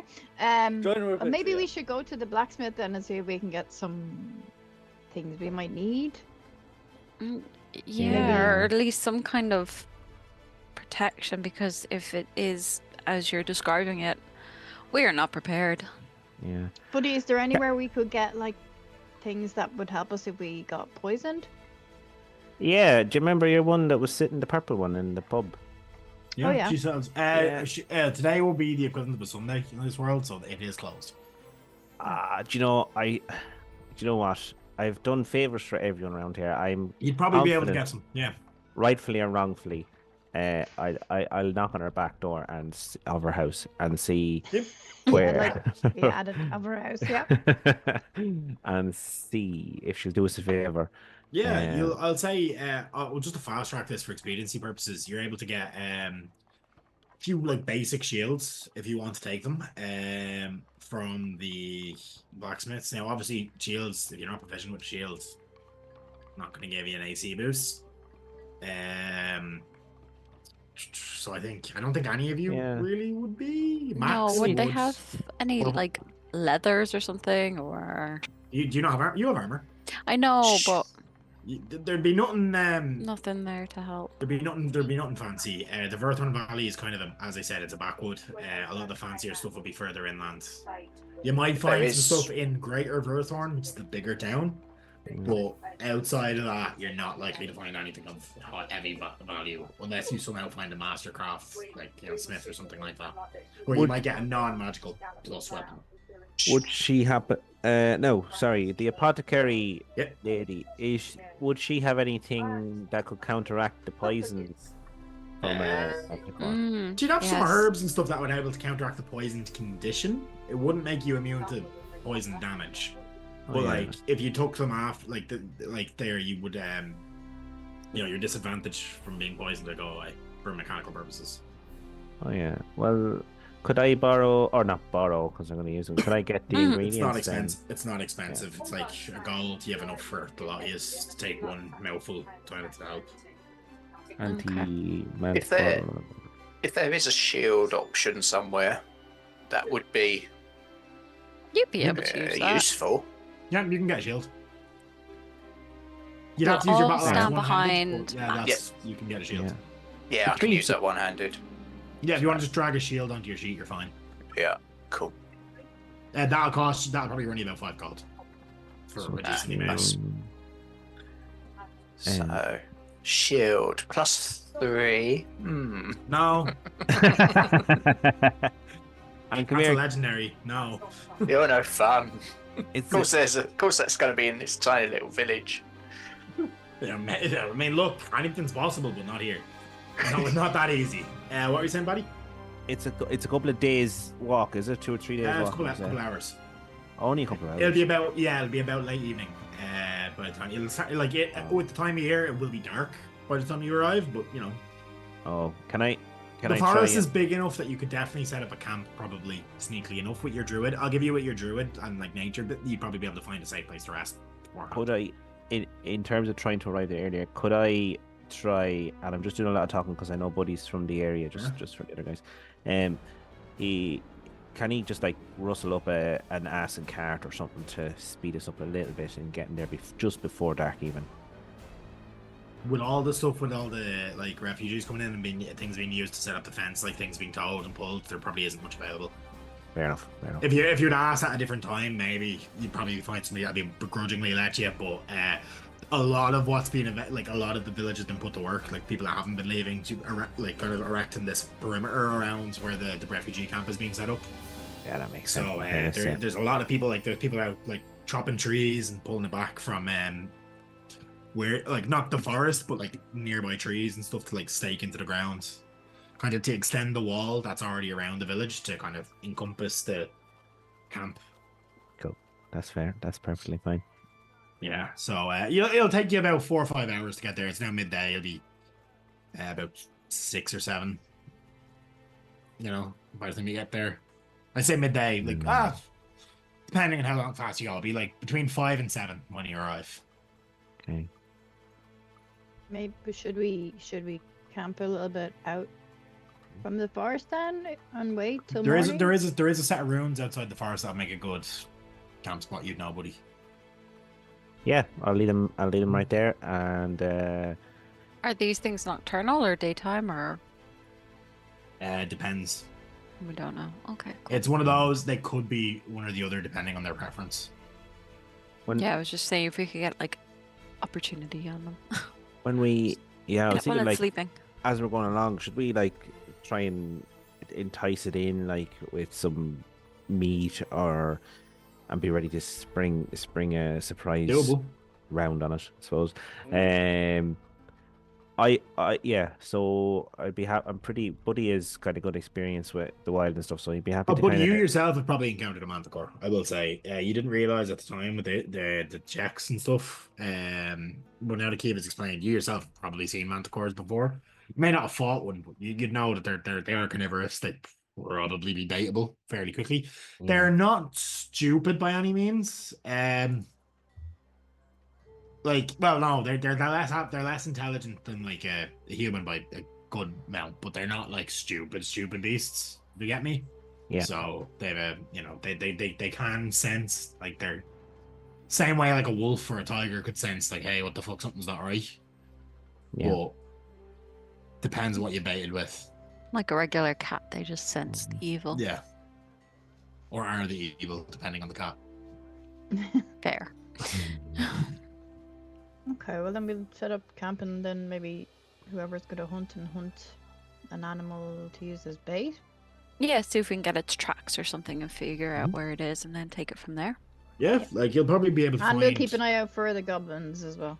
You'll probably be able to find, like, you know, an animal along the way that you can trap to use as bait, or like, you know, fairly easily. Like Arthur's hunted in the past with you at this stage. Not well, he did scare off the deer, but I'd say at this stage you can probably land a shot without any real hassle. I'm going to move us over to the next map. Time has passed. I'd say maybe you spend a while trying to catch that. And that kind of slowed you down a bit, but you know, you're on the way. Night has fallen. It's a fairly dark night. You arrive at the ruins and you do see the flickers of a fire. So I'm just gonna grab you all. Move us over. This is a map I made myself on Incarnate, for those wondering. I'm very proud of it. One of the better ones I've made. It's great so far. As you can see it now. Oh, nice. Ooh. Let me know if anyone can't see. I can see, alright. There's 2 buddies for some reason. Set up for the stream. Fantastic. We'll put them first. Oh. One first, one back. I'm gone black there. I rolled 20s crashed on me, so. Yes, no, just being very pesky this evening. I was doing this a lot while I was prepping as well. Nightmare. I think it's vision, because I can see white lines. But... yeah, it could be just my laptop struggling with the dynamic lighting, because there is dynamic lighting. No worries. I didn't even see a buddy on my screen. Yeah, he was doubling up and I deleted one, so maybe that's why. Okay. Yeah, I was just doubling up as in I dragged him out, and then it wasn't. When I moved him, I hadn't updated his position. There, can you see now? Yeah. Yeah, okay. So as you guys come to the rounds, I will say you are a bit further off the map. You can see the fire, you can see smoke, and you do hear the chattering of goblin voices. Kiva's gonna put her Goblins. hand to her lips and kind of go, as in, remember what we talked about? Quiet. Right. Well, Being you quiet. see, I was talking to these fucking drow down on the dock. Well, not the under. You know where they said a guy came screaming down there a few weeks back, and they flooded his cave or something. You know, the drip cave, and they murdered him, killed all our friends. What? You know, there's new people in the valley. They're killing people. Arthur and the original kind of players here, you know exactly what they're talking about. you chased down a bunch of goblins that had stolen your shit. Oh yeah, I was like, did this happen in Strad? No, well, yeah, both. Forgot about those guys. Both. Yes. Something similar happened in Strahd as well. You flooded the cave. No, they had a cave that they had a lever in this case, and it just made like to try and intimidate you. It was never actually going to flood. It was like a toilet flush system inside the cave. So they're talking about the goblins that you chased down and, well, tried not to kill in Alara's case, but the rest of you, Max kind of lost his shit and started murdering. So They took our stuff. they did take your stuff. Ridmac also lost his shot and started murdering, assuming that they worked with Salmon and all other sort of stuff. They did. We determined they did. Well, potentially. We'll find out. And he's Can like, we see how many of them there are?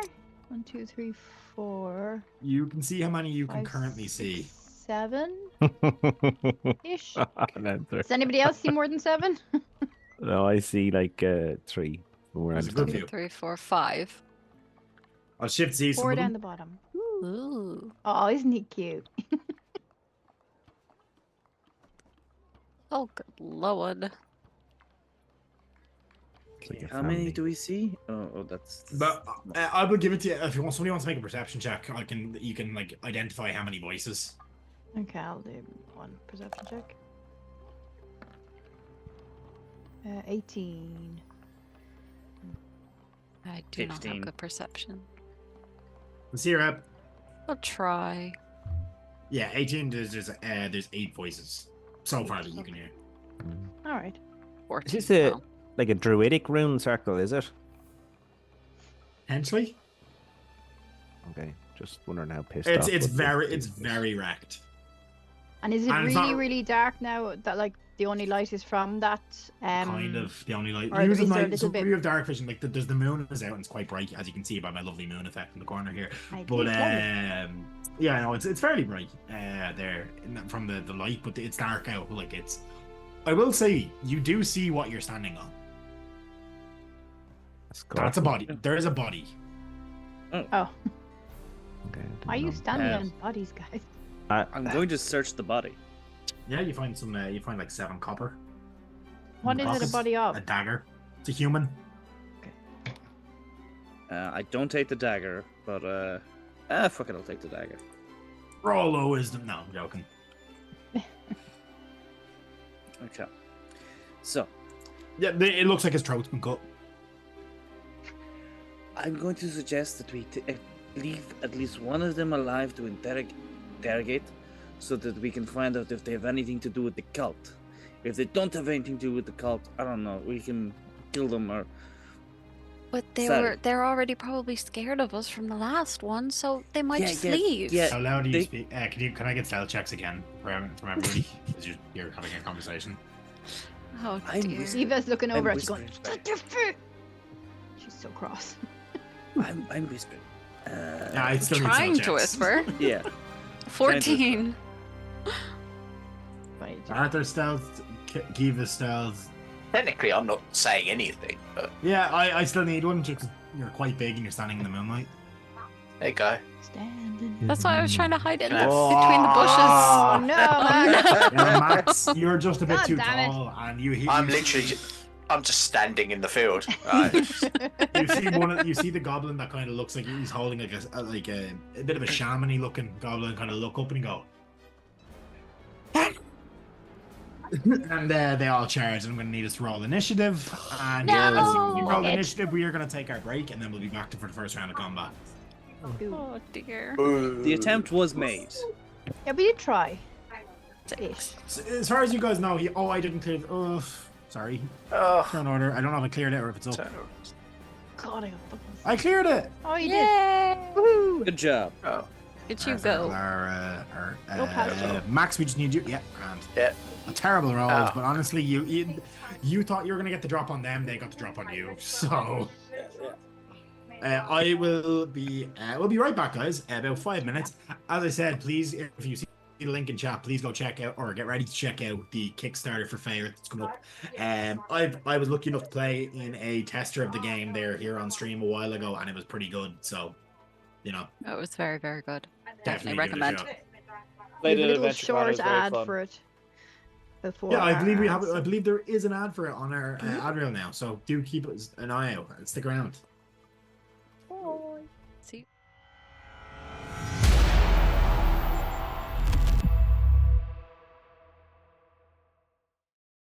Hidden Folk of the Feywild is a bestiary for 5e, containing nearly 70 creatures from European folklore, but written within the context of creatures from the Feywild. However, still with the powers and descriptions of their original stories, but with stats to be used in the most popular TTRPG in the world. This book helps you bring the stories of old to your table, and bring folklore to life in your world of heroes. Kickstarter going live 2nd of April.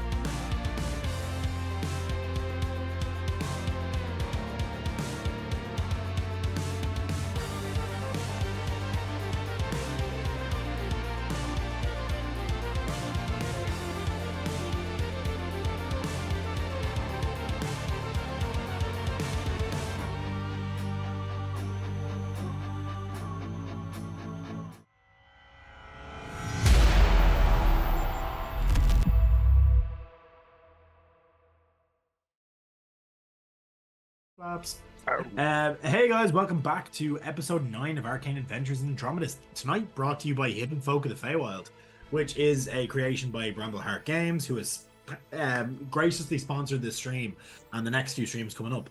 So Hidden Folk of the Feywild is a adventure filled with obscure Fey and magical creatures from European folklore. It's a perfect supplement for a 5e game if you want to explore the Feywild or just add some more magic and mystery to your world.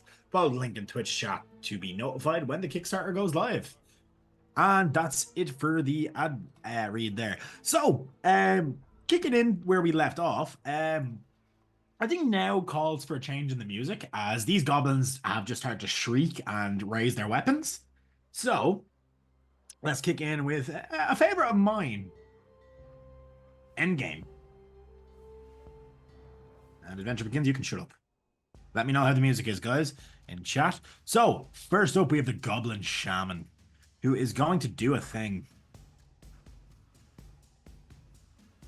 Yep, yes. The goblin with the stick is the Goblin Shaman? It is, yes. I have him up there stuff. so people can see him. No, I know that's the Goblin Witch Doctor. That different. Goblin Shaman is the one that's in the middle of the trio. Ah, with an axe. Cool. I love that picture. He is going to use change shape, and he's going to turn into a warg, which I should probably grab out here. Into a what? Warg. For those of you who don't know what a warg is like a wolf monster. Kind of like tend to be found in packs with goblins. I will say, buddy, you see this and you know immediately what it is he's done. That's some druid shit. As he shifts in and turns into this mother trucker. Normally they're ridden by goblins, but you know, they're not in this case. So the shaman, I'm just going to move to the GM layer, and this warg is gonna jump out at you. So he's gonna move on the same initiative, which is 13.14, and he's gonna go 5, 10, 15, 20, 25, 30, and he can't action dash, but he's there. You do see that he is kind of nimbly leaping from rock to rock here. I would give it to you now in advance. That is difficult terrain for normal people. So that is it for the shaman's turn. Next, we're going to have the normal goblins, which are all going to kind of fan out and start to try flank. And get to 15 feet, dash. He can get about 40 feet when he dashes because of the difficult terrain. He's going to get to here. This one goes 5, 10, 20, 30, dash. 40, 45, 55, 60. These two are going to kind of follow the same path and get to about here. So that is it for their turn. Arthur, it is your turn. Do I have line of sight on this guy? Is there can you see him? I can see him, and no, as in like. Sorry, not line of sight. Do I have like a shot on him? 85 feet. I will say there is a wall. He does have half cover. Does have half cover. Okay. I'm gonna steady and I'm gonna aim, so I get advantage. Yep. He seems important. He's waving his staff menacingly. Yes, he seems important, so we're going to shoot him. He kind of looks like Yoda, but evil. Yoda, but evil. That's so just Yoda. Oh, yeah. 19 might hit. Goblin Witch Doctor. He is going to cast nothing. He's going to take that hit. Perfect. Okay, so I get sneak attack on that as well. Yep. 14.7. It's a big hit. He doesn't look happy. Yeah. And that is really all I can do because I took the steady aim, so I can't move. Yeah, so that is his turn next. So he's going to do a bonus action, and he's going to chuck in a spell. He's going to wave his stick in the air and go, Oogada Bagada. and he kind of summons a spiritual spear of sorts. I don't have tokens for spiritual weapon, I don't believe. Let me just check. Dave says the music can come up a hair. I think Kate has already sorted it. Oh, perfect. Sorry. So, sorry, now guys, I should have had that dynamic spell and tokens back. Ah, what? I feel like I should have way more than that in that, but okay. Yeah, I don't have a token for spiritual weapon, but I'm going to just throw something out here.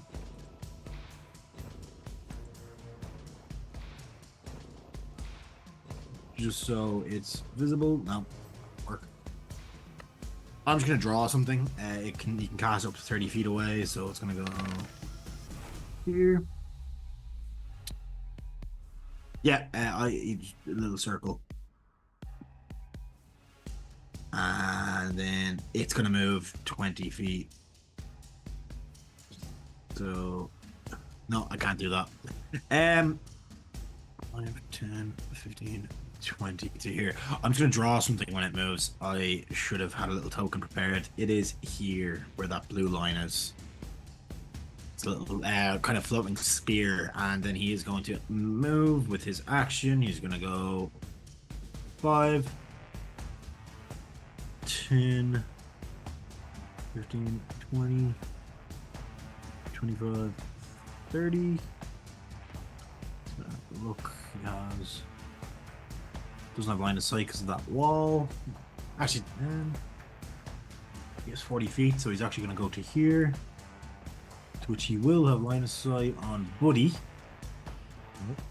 And he's going to use his action then to cast a non-spell ability that is just an ability that he has, so it doesn't count as a spell. I'd say it's kind of a cantrip of sorts. Cursed Bolt does a 8, doesn't hit. No, so he misses as this kind of bolt of like kind of a black and reddish energy kind of arcs out and kind of explodes into the tree nearby. But you got a sense of the magic as it flicked past. There's something fucked up about that. Okay. That is it for his turn.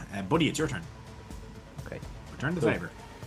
Yeah, well, I'm more concerned about this thing at the front. So Hey, welcome in, Sultan and Rory. I am going to cast Moonbeam on this. Which? Warg? On the warg.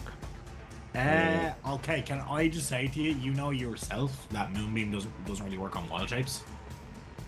Oh, sorry, I thought it was. Oh, there's a shapeshifters. Actually, pop the description in there. Yes, a shape changer is at disadvantage on the save. Okay, I'm happy to make up a ruling here. Could have taken a leaf out of how Dave does things. If Moonbeam works on this guy, it works on you and your wild shapes. Yeah, fair enough. Yep, you happy with that? Yeah. Yep. Okay. Then yeah, so you're gonna drop the Moonbeam, are you? Yeah. So it's DC 14 for half damage. I Half believe. damage? Yep. And if he fails, he is shifted back. Yes. If it fails, 4. So it shifts back and it can't change form again until it leaves the light. It failed, so it will take the full. Yeah, That's the like 10 damage, way yeah. I do that sort of spell is you take the damage before the secondary effect. So just gonna change layer, GM, and then okay, here, just gotta get out of the way. Change layer, tokens. So the shaman is back in your face. He seems unscratched. There, but he is in the Moonbeam. Yeah, and he won't be able to change again until he leaves that light. Yeah. And then I'm going to move. Well, apparently we're lagging a bit. I apologize, guys. Bear with us. Hopefully we'll get it fixed soon. Yep, you're moving. Yeah, I'm moving. Let me see. Literally just got to stand behind Max. Okay, yeah, that works. Okay. Kiva. me. Eva is going to do her usual run up. I think you did in turn. Smack, smack. Yeah, go for it. Roll it. AC is 15.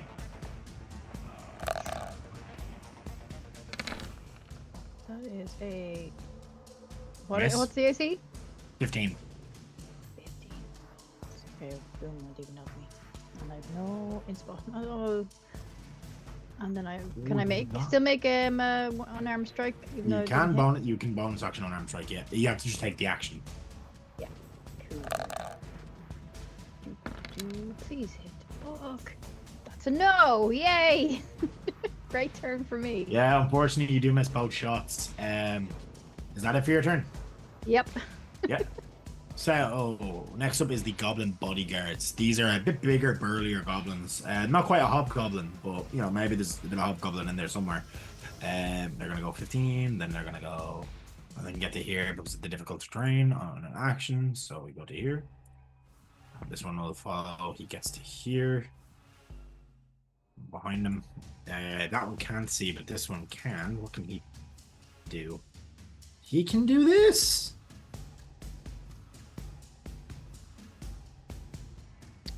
Does a 15 hit, Max?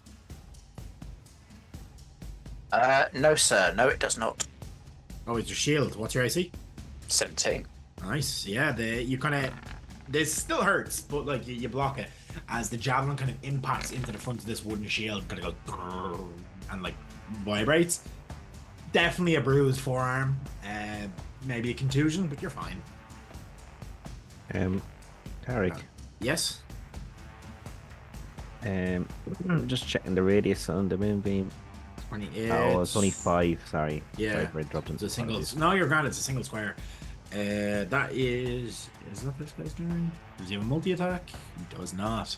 Okay, no, that's his turn. He chucked his javelin and missed. Next up is Max. You have a javelin sticking out of your shield. This fucking shield is new. Do you fucking mind? I do. Fucking bastard. I'm gonna run to here-ish. I don't know. Here, sure. Yep. First guy I see. I know it's not the guy who threw his javelin, but Nope. Yep. First guy you see though works. fuck it. AC 15. I will do a thing. First thing I will do is get annoyed that my new shield's now got javelin sticking out of it. How's it going, Dean? Welcome in. And because of that, I'm going to rage. And roll me a D4. I will roll you a d4.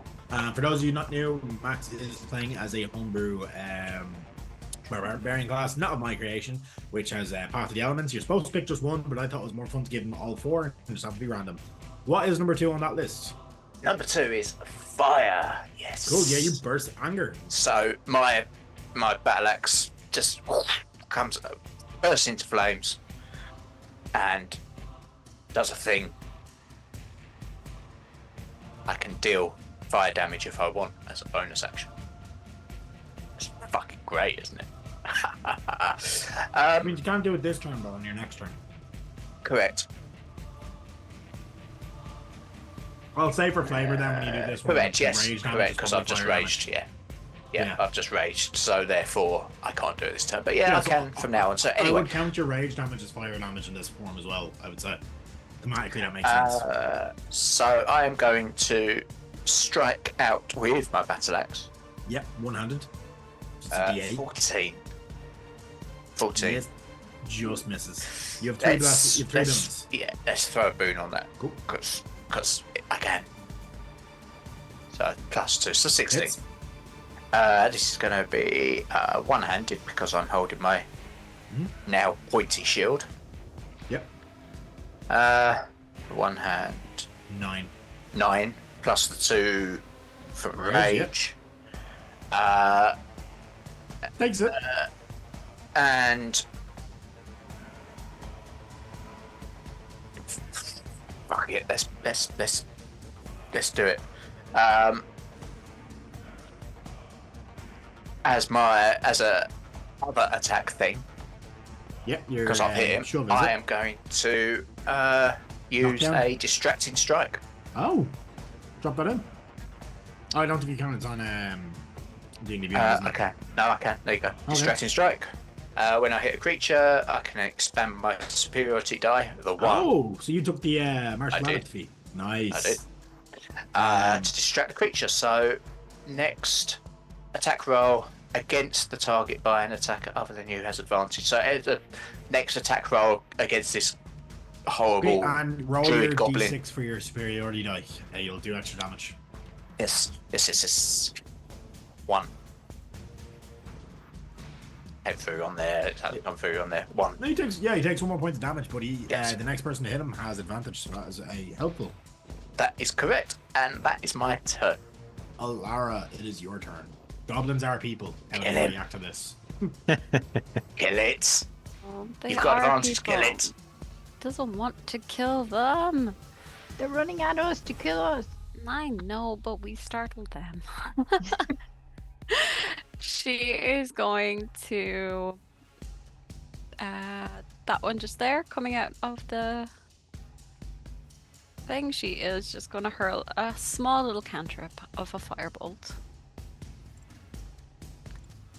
Okay. At 25. Roll damage. Firebolt can't be non-lethal. 8. Roll a d100. Oh no! What are you doing to me? That was no. A 55. On, be the kill. Exploding. Big nuclear It, bomb. it. Oh god. And it'll awaken something in Alara. You take the disarm action after your attack, so unfortunately. Oh, and that's an actual physical hit. Sorry, 1 second. Spells. Your target is flung 1d6 5 feet away in a random direction. Roll a d6. Oh. A 4. I'm going to roll a d8 because I'm counting. Wait, no, sorry. I'm going to roll a d6 because I'm counting up and down as part of this. So we're gonna go 1, 2, 3, 4, 5 is down, 6 is up. Obviously, if he throws it up, it's gonna land on his head. So 4. So 1, 2, 3, 4. He flings the weapon this side, and he's gonna go.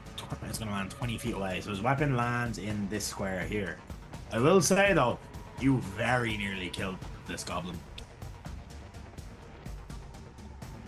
It is on low health. You took half his health out in one. In more than half. God.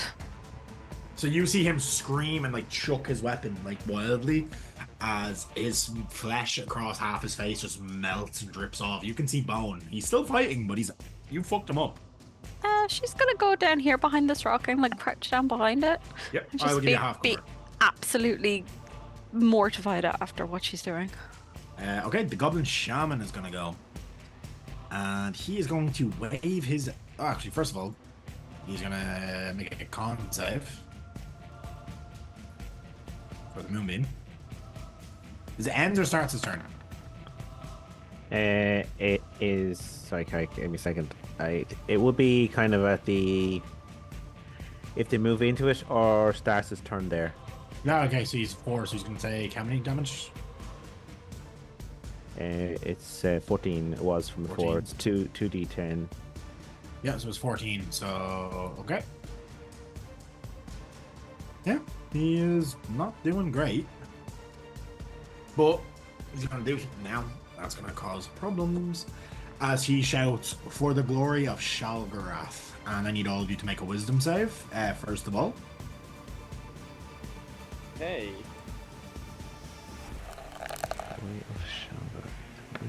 If you're going to take notes, that is a notable moment. Yeah, take note of that. Yeah, actually, Kian, you're fine. Yeah, I assumed as much. Yeah. Okay, it's 20, yay. Maybe. but can I get a wisdom save from you as well, Kira? 2 seconds. Where are you? Where did you go? Open. Oh, it's broken. Oh, everything's broken. No worries. This doesn't have an immediate effect anyway, so It's that's okay. fine. You I can got go it. back to I got it. I got it. 15. Okay, you're fine. Yay. Kiva, you feel like you've heard something you shouldn't have. Okay. As much as I'll say there. And then what he is going to do is I'm going to need different saves, yeah, which is cast Erupting Earth on himself, centered. Dexterity. Dex save 3d12 bludge. There, and he's going to do a 20-foot cube centered on himself because he is about to die and he is taking you guys with him if he can. Oh, No. I'm just out of it. The first people Alara kills could be us. Oops. I'll say because you're around the corner, I'll let you be just outside it. Thank Right. you. Success. Brett, just for Alara. I will give you advantage because you're behind cover. What do I need to do? Sorry. Dex save. Oh, sorry. Everything's freezing on me. No, you're fine. It's been like that for me all night as well. Oh. Dex. Actually, Or- you're there we behind go. cover and you're halfway in it. I will say you're outside the radius. Be glad. Yeah, Oh, I'll let I- you be outside the radius. You're behind cover and you're like only half in it. I'll Roll put you- 20 just crashed. Give me 2 seconds. Yeah, no, you're grand. You won't take damage here because of the cover and you're half out of it. I'll be nice because this is nasty. Okay, I'll go save people. So you both save, but you're going to take half of 3d12 points of damage, Oh, shit. which is shit damage. You take 5 points of damage. Halved. Yep. So I'm raging. And Yeah. he's also no, he's going to fail, so he actually kills himself with that. No. God. What about his two friends? They're going to make their saves now. Cool. Kill your friends. Kill your friends. Save.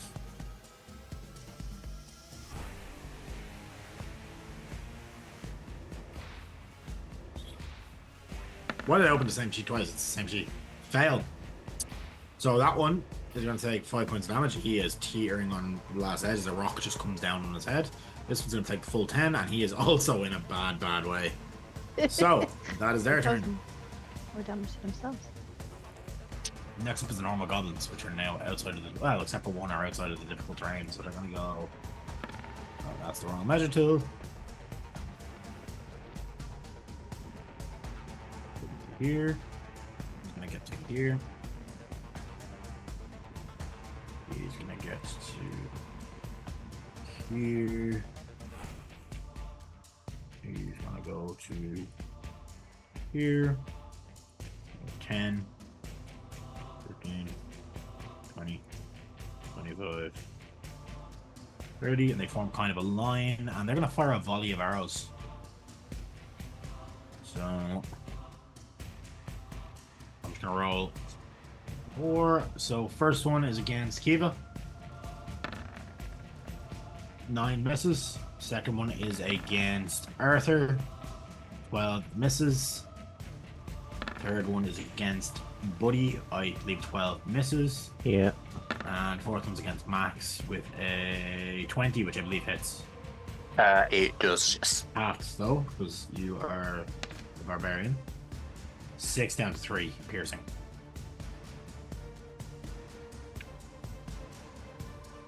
Arthur, it is your turn. Perfect. Who's looking worse? The shaman or... Oh, the shaman is dead. I'm about to put the red X on him now. Sorry, not shaman. Oh, You can't see the other guy. From your angle. can't see the other guy. Okay. So, oh, wait. Ooh, okay, he's hidden from the shite. Okay. I don't want bit. Thanks, Dave. But- It is by far my favorite map that I've made. Do I not have line of sight on that guy? So what was that? Do I have line of sight? Do you have access to anybody else's sheet? I don't think you would. No. So Oh, I actually, no. should Yeah, be able to that's a rubble pile. That's a rubble pile. Yeah, sorry, I thought that was wall. Yeah. You do? No, yeah, so, yeah, I'm gonna shoot him. Yep. Again, I'm gonna steady aim so I have advantage. use those rogue features. Except the sneaky. Nat 20. That's a nat 20. Okay. Okay, we're doubling the damage, aren't we? Double damage, yeah. Double damage, okay. You can double the dice if you want, but I usually say just double damage. Double damage. Just easier. And I don't roll that well, so... Okay. 16 plus 12. It's 30. No, not 30. It's 28. Yeah, there's no real need for me to kind of extenuate this. How do you kill him? I think I just gotta bend down and just an arrow right through, like, his eye. Yep. So, no ifs, no buts about it. random jumps. Do you see my feature there, the one I got from my pact? Let me see. Actually, I'll just say, the Dark One's Blessing, does that have any visual effects? Probably does. Let me just read. Yeah. Dark One's Blessing. Starting at first level, when you reduce also. Doesn't say, but I'm gonna... It's not super visible. I'll say your eye color kind of changes to a kind of an infernal red when that happens, but it's dark. People don't notice unless they look really closely. Perfect. That's something you would feel though. You kind of feel that. Okay. Itching in your eyes. Oh, I hate that. It goes away almost immediately, but like. Oh, itchy eye. Ugh. Yeah. So that is my go. There's not much else I can do.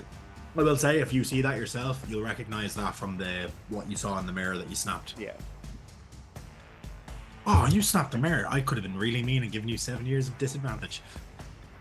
Oh well. I already have bad luck when it comes to rolling. I didn't need it. I was tempted. I was thinking about like, do I give you disadvantage on 7 random rolls? So we'll see. I might. Yeah. I will turn off the dynamic lighting at the very end so people can have a look at the full map. Arthur, is that it for your turn? You no movement? Yeah. No. Dead I can't goblin? steady aim, so I can't do movement. Buddy will do more. pluck a bit of bark off the nearest twig and grind it in his hand so it goes kind of stringy and just blow it into the air. And then over here, a load of grasping vines and roots will come up in a 20. Well, let's see, 20-foot square. I have the wrong shape, but I'm going to get these guys over here. And whoa. If you want to ping where you're centering it, I will. I'll put lingering one. Oh yeah. I want to make sure. I want to ping about there. Try there, going up. Wrong thing. We all do, buddy. Don't worry. Yeah, that'll do nicely. There you go. It's that grasping vines, is it? It is entangled. So that will be a spell save, strength save of 14. Otherwise, they will be restrained. One of them succeeds. Okay. That is the one in the very back succeeds because he kind of. Or no, sorry, the one in the very front succeeds. Make no sense. He's the most time to see it coming because it comes from a point. Grand. And that terrain is difficult terrain for them as well. Yep. Whether to save or not. So the other 3 are restrained. And I will. Sorry, I'm munching on Pringles, so I am muting myself on and off. I apologize. But he'll shake his face at them as he stands behind Arthur. I'm just gonna mark them as green, and then I'm gonna drop that just because I don't like it in my face. So there. But the 3 that are marked green are entangled, and then this one has difficult terrain for 5 feet. Cool. So, Diva, the guy that is in front of you just caused the ground to kind of explode into difficult terrain around you guys, and exploded himself. So, let's do this again. So, that is all difficult terrain. Okay. Just give me 2 seconds here.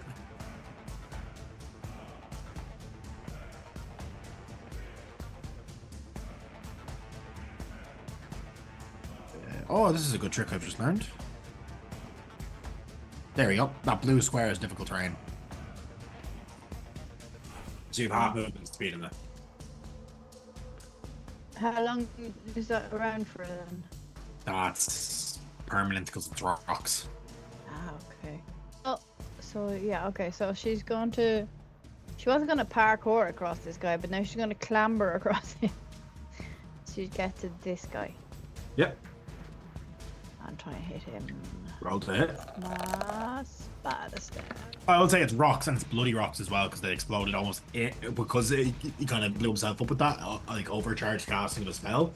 They kind of exploded upwards and out of him. Pretty gross. Hell, you murdered this guy. 26? He had 1 hit point. Yes, 9 points. Because splat. Oh. You just Hey, hit him, buddy. and like there's a rock sticking out of the side of his head, and you just gotta smash that through the other side.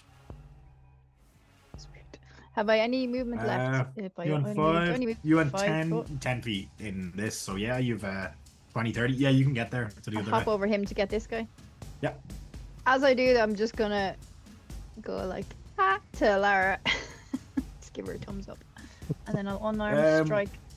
I don't know who Gordon is, but he's apparently alive. Okay. Here we go. Let's see. I hit him for 19. You do, and you just about kill him. Sweet. Yeah, you just did 1 more point than he had left. So a splat. Oh, I thought you meant.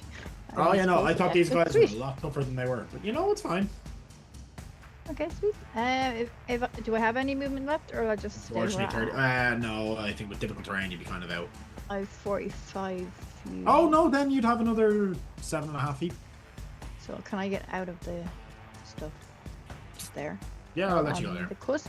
I'd put you like, yeah, there. Could be that.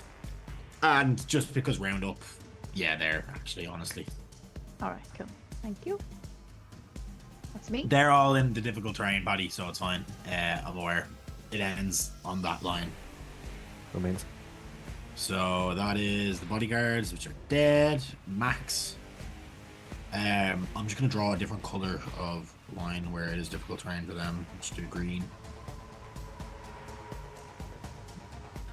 I'm extremely disappointed you don't know who Gordon is. I feel like I should, but like Gordon it's being Flash Gordon, Oh, I do know who that is. Savior of the Universe. I just forgot that was a thing. So, I can do a thing. You are in difficult terrain, and that I is am in doubly difficult terrain. and that middle bit is like doubly difficult. But if I get there, literally, boom, You can go. So That's 15 feet. So it's 10. well, I'm measured So it's, by that. yeah. So everyone is 10. So every square Yes. is 10 feet in your. So it's 100. So that's. You can move. What 6 squares normally? You can move 3 square. I will allow you to move into that square, but now like in that little like rectangle cross section, like yeah, movement is very difficult. I got 5 feet of movement Yeah. total. Okay, that's good enough because at least one of these guys is in 5 feet of me. Yep. And that means he could get hit Can.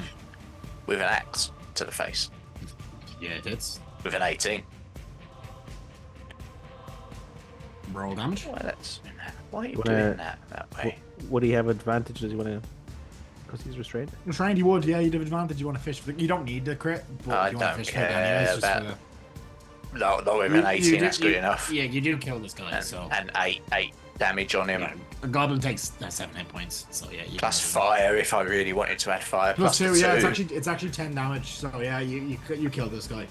I'll probably disintegrate him as well Yeah. if I wanted to. I'm gonna be nice and say that Sorry. the vines don't catch fire. Oh, that's a You are in shame. them, but yeah, you're in them as well. So, Yeah. but yeah. I'm unimmune Are to you fire. fully immune? Unimmune, yeah. Oh, nice. It cancels it out, which makes me immune. Not immune. Oh, okay. I mean, Fair enough. If that's it for your turn, is it? that's all I can do because now I'm stuck in vines. Yeah, you have one more And on level rocks. until you get an extra attack.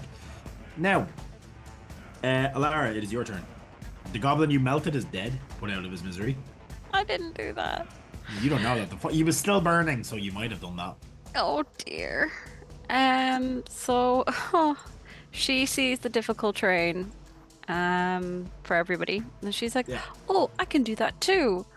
So she is going to. Where is it?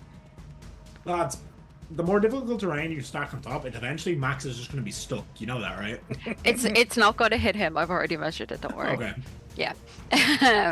So it's going to be 60 feet away from her. She's going to cast web. Okay.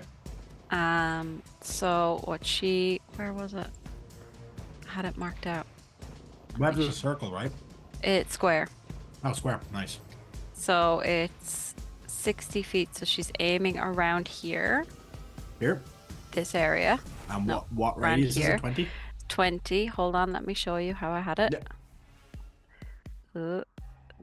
There. That way Give me there. 1 sec here. I need to change the color of this so that it can be seen.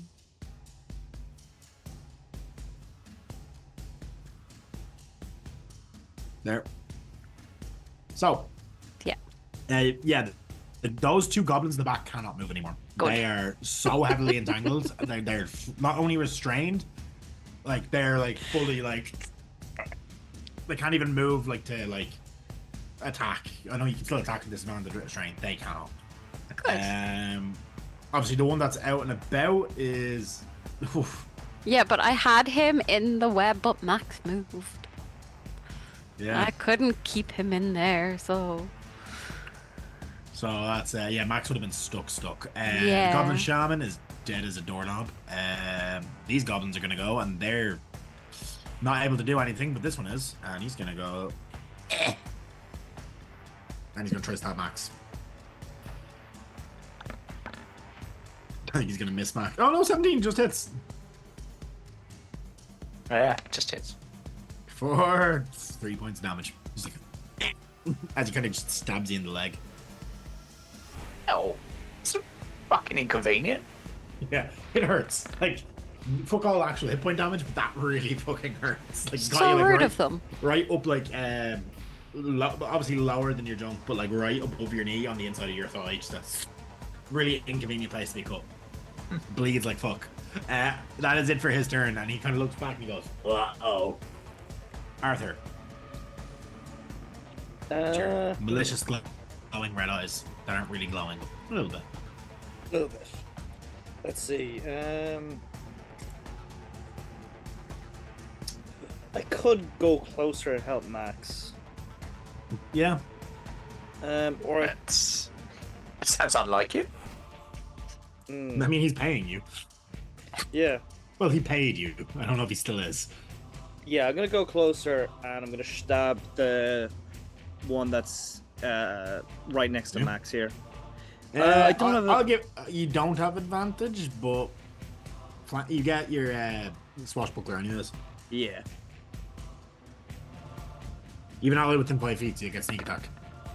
I mean, swashbuckler is the opposite as swashbuckler just means you get sneak attack regardless. Well, yeah. The way I've always kind of seen flanking is that it's there's a straight line between you and the other person.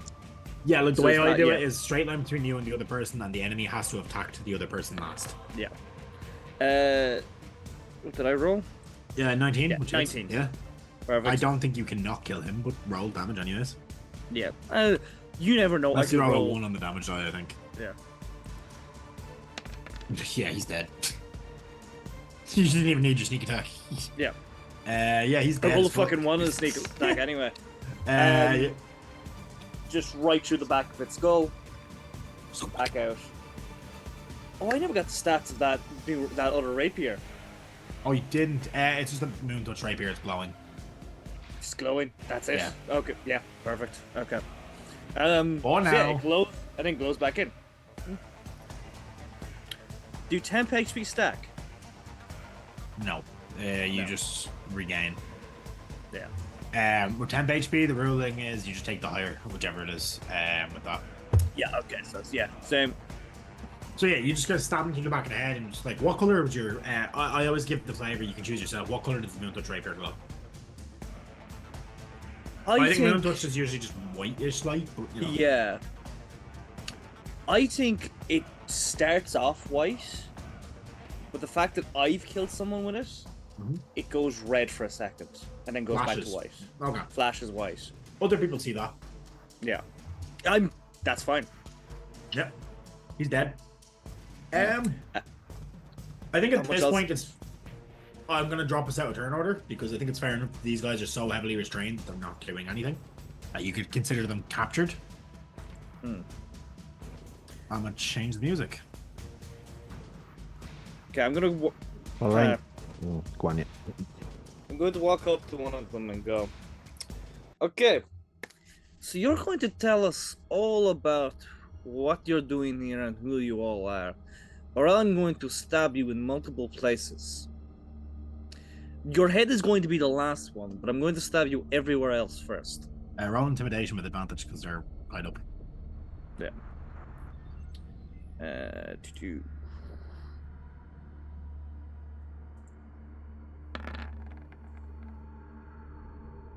That's a 17. Yep. You hear one of them kind of whimpers go, we tell you what Big Boss says. Good. Are And you the part other of one goes, any... yes, we spread word. You spread word. Okay. Word of the darkness and stuff like that? Word of Shalgazar. And then Kiva, you feel that shiver again. Who is this Shalgazar? Ruthar. Ruthar. Sorry, I don't speak Goblin. What? It's not Goblin. Okay, speak. It's his name. Who? Can you spell that? No. Okay. Can you repeat it so I can write it down in my notes? Shal. Gazar. Ru. Tar. Like you tar. Like a pit Tar. full of sticky stuff.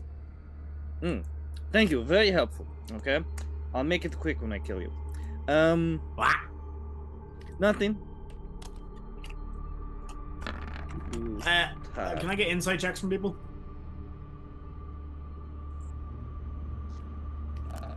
Me included? Yep. Insight, so it's fine. Yeah. Max doesn't have any idea. Kiva doesn't really know what's going on. Kiva, you're a bit distracted right now. There's just a weird feeling. Buddy, these guys are way too happy to tell you about what they're thinking. And Arthur, you realize that too. And Kiva. Alright, Lara, sorry. Oh, You're busy looking at these I'm bodies. very, very stupid. I'm very stupid. And I stab him in the head. I'm not gonna ask for damage rolls. He's tied up. Yeah. You're dead. Ah! And the other one goes, ah! I'm sorry, but you know, I stab him the other one in the head as well. What the hell, Arthur? Just go, oh! He starts to go, wait. Like that scene from The Punisher. No. Wait. Okay. We were doing exactly what he wanted. He was here to spread the word, and then I was interrogating him, and he was telling me all the information. The information he was sent here to spread. But we got the name, which is also not a good thing because, you know, idea, it means it spread through ideas. Oh, fucking Christ. Okay. Oh, fucking, would be a Jesus allegory, different, No, it's not really a Jesus allegory, but hell. No, what'd be maybe? Yeah. Fucking Gallivore. That God, you just killed somebody, so it's fitting. Kiva, you feel this unbearable sensation that you're being watched. Can I tell from where? Nope. Even with your passive perception, it's just not like you're uncomfortable ever since you've heard that name. Okay. I'm not going to say anything about that Yep. right now because she's not really kind of sure if that's just her being her, or is there any way I could roll to find out if it's her being her or if it's an actual thing that's happening? Insight on yourself. The most inner of That's myself. a nat one, and the journey to myself was short. You're sure it's fine. Fine. Okay, so... Can I look around in these guys' bodies just to see if there's any, like, notes? As you were like, I wouldn't loot. I'm a monk, and they was like, yes, you No, would. I wouldn't pickpocket. I would Ah, loot. fair, fair. Oh, boon for the GM. Jeez, Ah, lovely. Thank you, Thank Dave. you, Dave. Thanks, Dave. You do find a little on the shaman, this guy, find a little notebook written in Goblin. But you do see numbers like 22, like colon 1 and stuff. You're worried I will say you think he might be writing proverbs for this new religion. Okay. Do any of you read notes? Gnomish? No. Gnomish. Not Yeah. a clue. No, not Gnomish, Yeah. Goblin, sorry. Oh, Goblin. getting very excited there, Gary. No. No. Do I see her take out these notes? Just keep it being stealthy. No, she's like, I'm looking for stuff to help us. Okay, no, we're burning the books, okay? But it We has need numbers the in it. information. No, We can bring it back Yes. to the town guard and maybe We they'll need the pay us for some more information. head. we need the information once we have something that keeps us from going evil and joining the cult. Well, we Once can't have read the it link- anyway, so I mean, what harm's it gonna do? I don't know. Words of power. For all we know, just having the fucking information would be enough to, trigger it. We I don't think know. we should bring it back and see what Yeah, it says I'm first. bringing it back. I'm just gonna put it in my pocket. Why are you so defensive about this all of a sudden? Like, Yeah, strikes me Because as this is not weird. good. you're just killing and burning shit. Like, The killing, I We're- understand. This could all go very bad, okay? Very quickly. but Pay no attention information to the is dice power. Yeah, no, information is power, yes. Yeah, and we need more Yeah, it is. information. So, And that information, that power is going to slowly take us over. I don't know. It feels like you're trying to get rid of information for something. Like, I don't get it. I'm with Kiva on this. I think we need to bring back all the information that we can. Insight on Arthur, please. Roll. Me? How many times a day do we roll insight on Arthur? I want to do insight on you two. 19. Yeah, honestly. Arthur, roll insight. Yeah. Can I roll insight? Yeah, go for Insight for all. Hey, you. Shit, Can do 7. it.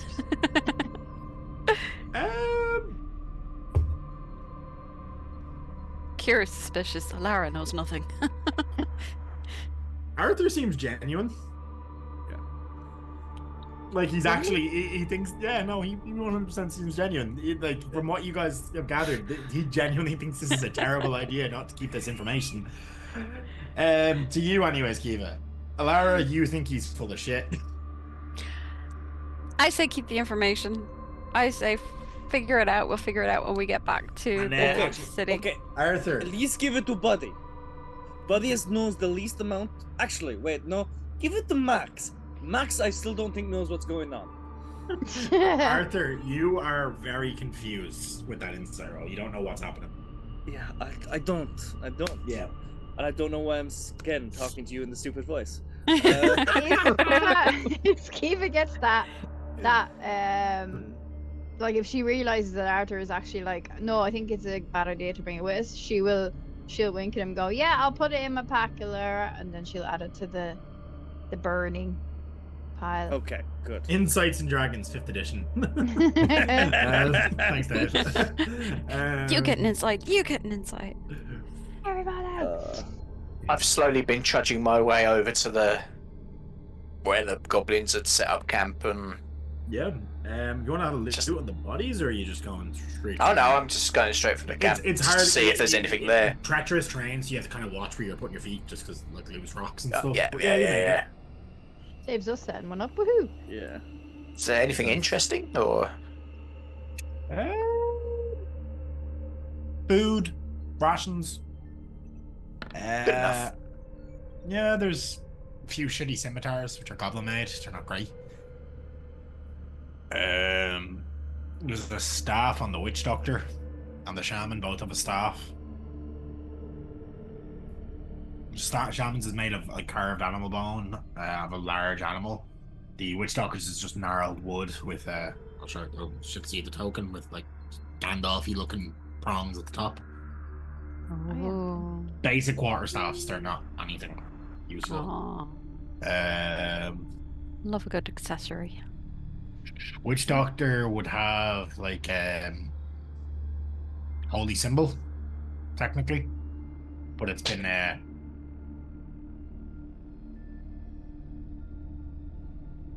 Faced.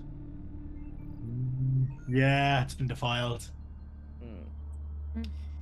Oh, Do I give me still that feel like holy somebody is symbol. It's watching going me? on the pile. If Alara looks at the holy symbol because of your connection with like celestial magic, something feels off. Yeah, no, she'll be watching Arthur now. She Yeah. doesn't trust for some reason from her last insight. The symbol, Um, it goes on the fire. Okay. The No. symbol it was originally to what's his name? Maglubia, which is the goblin chief god. That she'll relay that information back. Originally, but it's been like the bits have been snapped off and like it's been wrapped in thorns. And like it's been And it'd be a burned. bad thing. Would it be a bad thing to burn this thing?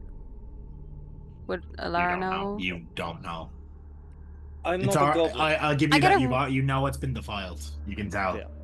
I get a really bad feeling about that symbol. Like it's I think it's the Manglubia symbol from before. Maglubia himself is like he's a goblin god. Like he's not necessarily an evil god, but the goblins are shitheads. You know, so like in that sense, like they can be dickheads. Like the wild goblins would tend to like revere Maglubia and like kind of go around causing chaos in his name. But he himself, like he's a god, doesn't really give a shit about mortal around him and its goings on. He just does what he does. This Well, is it's all going so on fire. bizarre. And it's burning. Oh, you've chucked it on. Okay. I've chucked it on, yeah. Yeah. You're just I'm not- going to It's burn and kill everything, aren't you? It was a wooden totem, and it is burning. No, we're going to burn and kill very specific things. Yeah, it seems like you're just going to burn and kill everything. Well, you'd already burned and killed someone today for your first time. Well done. I don't think that counts. No, it does not count. It was a very light fireball. I didn't toasting. know they were all covered in, I don't know, petrol. No. We have a manticore to fight. I think we should all get some rest. Well, first throw these fucking goblin bodies away, and then Yeah, get some burn them rest. Okay. Yeah. Let me see if there's any of these have any loot. One sec here.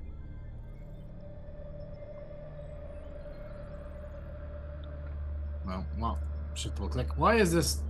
Love that. Oh, it's holding Z accents. There's like 5 javelins between the 2 bodyguards, short bows, arrows. Arthur, if you like, I'd say with the fire there, probably one of your arrows landed in the fire. You can probably replace that. You do find actually. Have you guys rolled investigation or anything yet? No, but I will. Yeah, I've given it away already. Go for it. Whoever wants to. Investigation. 19. Okay, you find a blackened quiver with 3 arrows in it. The arrows are carved with runes. Ooh, well, are they short bow or long bow arrows? Is there a difference? I don't know. Same thing in my game. Okay, I will go. Hey Arthur, do you want some of these? I'll just keep one. These look very fancy. You have them. You have 3, and I'll have one of them. Okay, good. Okay, There is 3, maybe- so if you're giving, Oh, sorry, I Arthur thought you gets said 2. it was 4. Yeah, No, he 3. gets 2. I'll take one. Okay. Cool. So just 2 runic arrows. They're +1 arrows just for the sake of Okay. knowing what you're rolling. They don't look like normal. Look, normally a +1 arrow just has a magic like arrow tip and stuff there. They do look like they'd be a bit better than that, but you don't know what they do.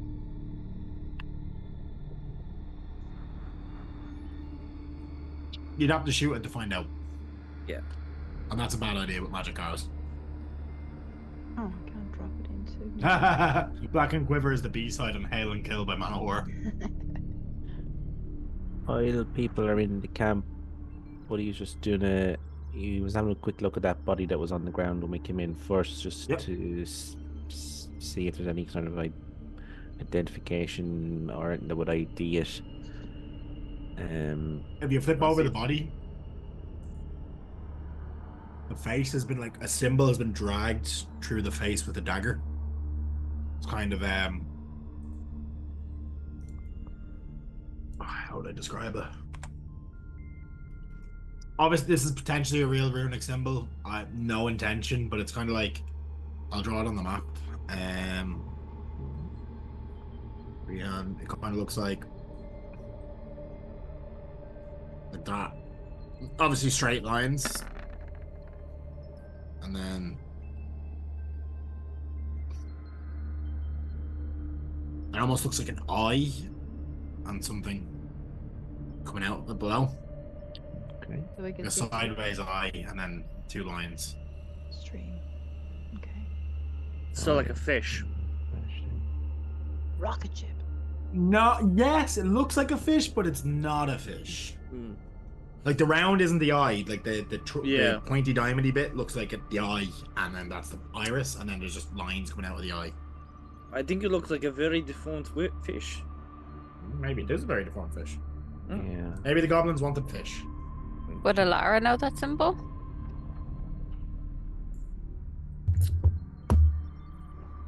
None of you know that symbol. No. Okay. Okay. I'm going to use. So apart from that, is the face, or is there anything that we might know who this person is if anyone was looking for them? You don't actually. You have, to your knowledge, never seen this person before. Okay, I will, as a cantrip, produce flame and burn its face off because I want to symbol. get rid of the symbol. Even that feeling of being watched fades away. Does Buddy tell us about the symbol? Oh, I would have called. Yeah, I would have called this over. We'll call us over to see it. Yeah. Okay, well then if that has happened, I was like, look, guys, this might sound a bit weird, but there was a few minutes there I felt like we were being watched, and as soon as Buddy burned that dude's face and the symbol disappeared, the feeling disappeared. Now maybe I'm just, Do you think When it's like a did the, gateway? I don't No, when know. did it start that feeling? I would say Ah. your insight check wasn't enough to kind of gather whether that's just coincidence, Yeah. or maybe that's placebo effect. It's like you don't feel it anymore, you know. I didn't notice it until after we had killed everybody, but we were kind of Okay. busy at that I'd time, say so- you did notice it once he said the name, and then it resonated with you. That's when the feeling started. Okay, well then I will. Okay. Just in case. I don't know. Maybe I'm just Okay. being overthinking things, but I don't know. From now on, we are going to call that entity the entity. Okay. We're not That's going not to like a use its good name. idea. We're not going to give it power by getting knowledge. Okay. Names have power. You're not as green as you are cabbage looking. I thank you for that. Where did I hear that? before? Yes, names do have power. You're right. That was said to us earlier too. I wasn't really listening. Who said it to you? Doesn't matter. You can. I feel like an insight check because Warren didn't say Yeah. Arthur. I'm going Yeah, because I wasn't like, I kind of said that as because it's a common saying, but With the 22 on that and a 17 from Arthur, feel free to narrate yourself what they'd get from that. Great. They would get information from it, but like what you're thinking. They're probably just thinking back to this morning, going, "Well, the only other person she tried to talk to was that ball guy, so maybe it was that." Yeah. So I'd say I would as DM probably injunct that there's a level of distrust when you said that. oh yeah, 100%. Yeah, so I think that's now clear. distrust of us or us distrust of you? Both, I think. Maybe. I think we're all distrusting each other at I this think point. there's a lot Awesome. of finger pointing except for Max and Buddy. They're just kind of sitting there like, "Hey guys." I'm your buddy to the max. But he's wandered off. Like, it's just very uncomfortable. But he's gone. He's like, People- "Fuck you guys." Hey, you guys. Buddy, I I'm will burning say, this last like, space. as a druid, like obviously, like animals are quiet at night, but your ears are kind of home to that sort of stuff. Very quiet here. what Buddy is doing, he has actually wandered away from the group because does seem a bit awkward. He doesn't know them as well as they know each other, or would seem to know each Well, other. Or think they know each other. They've known each other about, I'd he- say, about 3-4 months at this stage, including gravel Yeah. time. But like, Yeah, there was he's a not- lot of there was a good few other people on the caravan that were slaughtered. Like, it was like 4 other people, so potentially different relationships. Ridmac is gone now as well. You know, It's just a differences. bit uncomfortable seeing them being a bit awkward with each Yeah. other. So he is doing a bit of a loop of these walls, and he is looking for any signs of, in particular, my head is frazzled. The animal that we're looking for. In particular. Ooh. the Roll. Manticore, roll. Manticore. Really good shout. What kind of roll do you want for that? Survival. Yeah.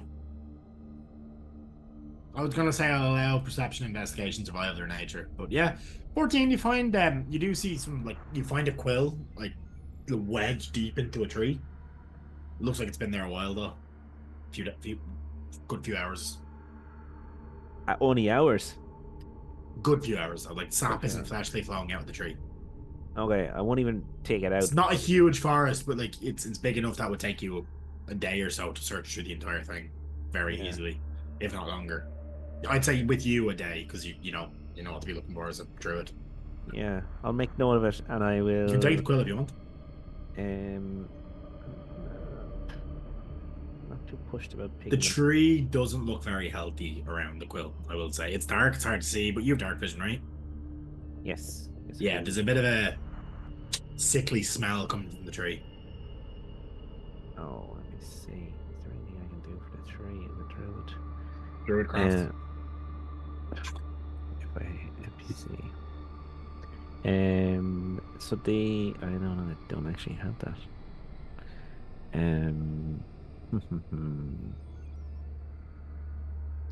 One winning creature. No. Okay. What I will do is, if I can wrap the quill in a piece of leather. Yep. And that's how I will pull it out Pull it of out. the tree. Okay. You get the quill. Um, You can add a manticore quill to your sheet. It does, when thrown, uses your dex. It does 1d6 points of piercing damage, plus 1d4 points of poison. Okay, make it the 1d4 poison. I'll make it that off you again, and yes. And let me see this poor old tree. Can I? I don't know. I've never done this before, but just because, can I like use lesser restoration on a tree? I'll allow it. I mean, they're living. If it was a cleric asking, unless it was a nature cleric, I'd be like, no. But if you're a druid, I'll allow it. Yeah, it's not going to change it. No, it's more for narrative purposes that the quill, Yeah. like, the point to demonstrate the poison. So yeah, Yeah. the tree kind of that smell very rapidly begins to fade away, and then you just start to begin smelling tree sap, like that, like a sweet smell. It's kind of a maple tree, so it's that kind of syrupy maple smell. I don't know if maple syrup is directly that. I don't think it is, but you know. Yeah. Nobody will just rest his forward against it for a moment and I'm not Canadian. I don't know how that stuff works. wander back to the camp, and he'll undo the leather kind of cover and just say, I found that about 40 feet out there. So this is probably a good few hours old, and I'll just ramble on about, where I think the manticore is around abouts, and just to be on the listen out for them. Watch then, I guess. Okay.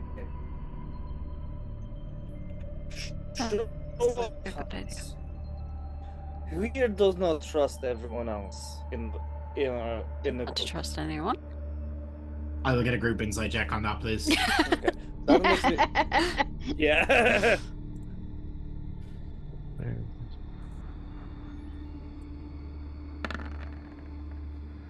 Oh, sorry, you want to access... 17. Hold on, sorry, I thought you were... That's a 14. That is a 5! Well, Lara, you didn't need to make it. It's on you. Oh, sorry. You don't believe yourself. And I will say, like, I think I'm trying to convince myself. From context, I think everyone except for me. Oh, yeah, Kiva's like, no. Maybe she's telling the truth. Well, Okay, Kiva I would have think put her it's- hand up very clearly, but she would say, "Look, we all have reasons. Look, okay, Arthur, your accent changes from one day to the Okay, next. well, it's good thing I'm Uh, gonna drop it then. So, yeah, let's actually just get all our cards on the table and actually talk to each other for once properly. So I've been doing a fake accent. I didn't want my father to know where the hell I was. And I accidentally put down my real name on the passenger manifest, so I had to come up with something. Arthur, And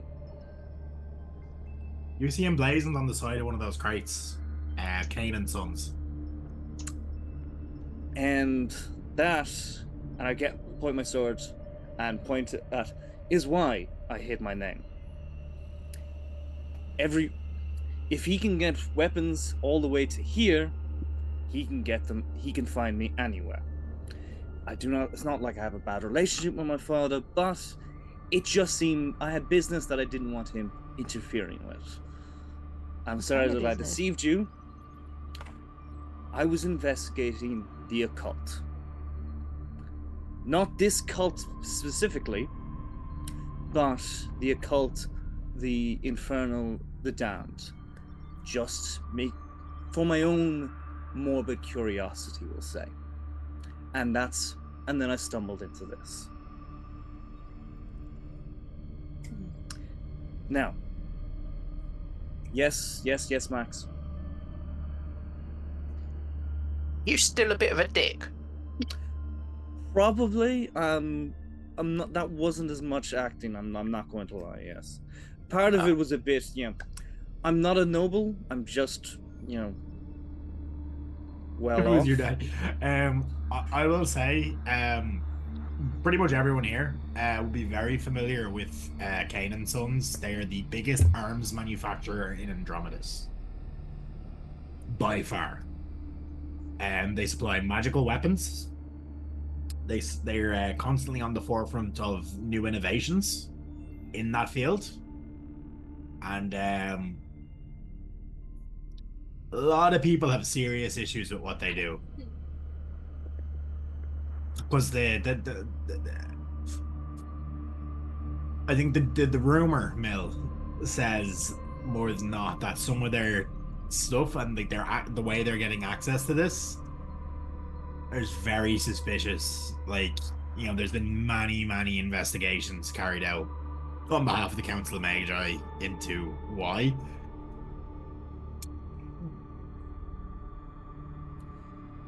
So again, no, what? Sorry, I'm slipping back into the stupid accent. Also, it was a very bad accent. I really like.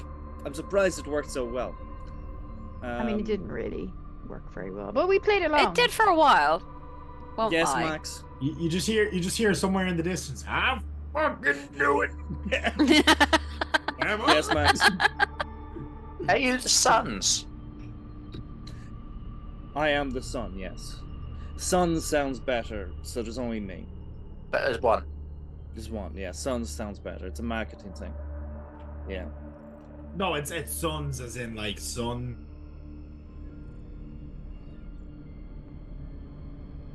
And then apostrophe. It's not multiple, and like there's. Yeah, I'm not explaining that grammar thing, Max. I'm just gonna Correct me if I'm wrong, King, but it's more so like the vibe I would get is that your dad stuck your name on the business without you really. Absolutely. Yeah. For tax He reasons. No, he just kind of went, oh yeah, well, there. No, it's family-owned business. Yeah. Why are you investigating the occult? That secret I will keep for the time being.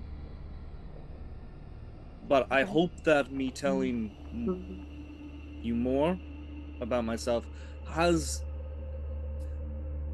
not abbreviated, that's not the word. Alleviated. Alleviated the tension in the air.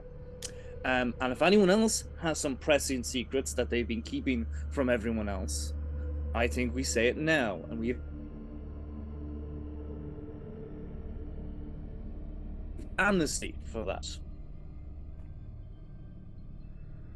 I'm sure we all have things in our past we mightn't necessarily want to talk was. about. With wealth and expectations and duty, but title means very little to your own kin when they would rather see you as a pawn. So I ran away from home from that, and I now serve my own code.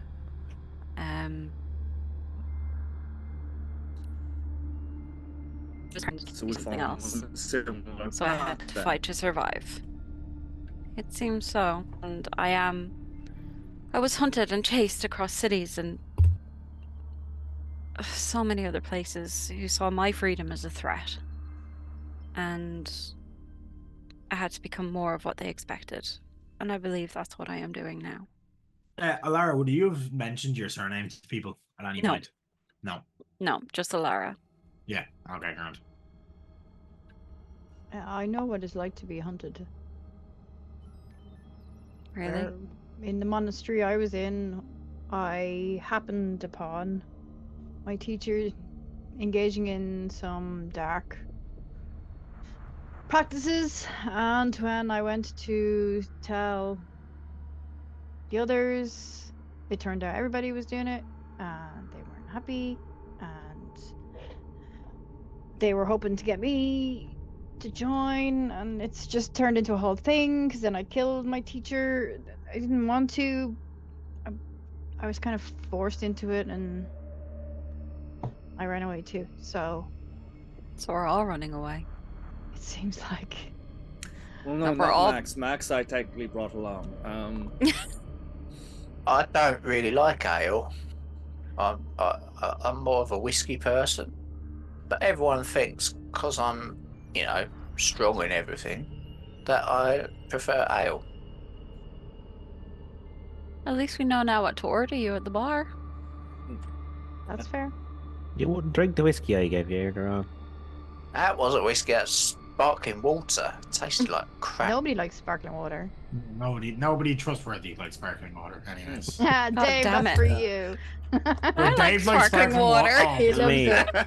no, it's TV static in a bottle. disgusting. But if you add a little bit of lime Delicious. into it, it's That's what he drinks lovely. it with lime, but ew. Oh, it's so good. Get the biggest burps Oh, out of God. it. Brilliant. I disagree with you guys so much. You wait I'm until you gonna- get older. You're for all chat's sake, bastards, Dave because people says. mentioned it, I'm going to drop the dynamic lighting so you can see the full map. Ooh. Great. Oh, yeah, that was just me more Nice. griping because I spend ages making maps and then you don't get to see them. Oh, no, I got you. That's why Yeah. I'm going to start doing that So for now, pretty. because it's a good map. Oh, I'm look proud at of the this one. layout. You should be proud of it. Yeah. Fair not. That's really cool. Yeah. Oh. The lighting effects is what I'm proud of. Guys, we missed a We body. did, Wait. just Where? more. Where? Hold on, let me ping it. Let me ping it. Oh, yeah, I Ping. see it now. Thank you. Which Oh, one? dear God. What is that? Where is it? That Wait, was Alara, fun. reaping though?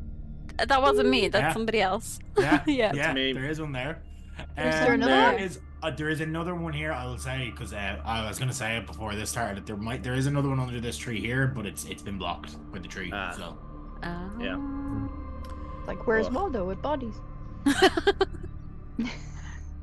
Oh. Usually it's when we've been to town. so we can you can kind of just obviously get back into the conversation we were having. I'm just going to fast forward through that. The same symbol is carved on all three bodies. None of them really have anything of worth on them. Yeah, and I This will is getting burn weird. it. Weirder. I'll just assume that Buddy would have burnt all three of them around the same time. Yeah. Just to wreck on that. I should have probably called attention to it when he didn't Yeah. cup it. So yeah. Well, Buddy, do you have any traumatic past you want to reveal to the rest of us? I was told them already. oh, yeah. I mean, Trauma bonding is very important. how long have you got? Spent years in the war. I'm not going into it. I'm not going into it.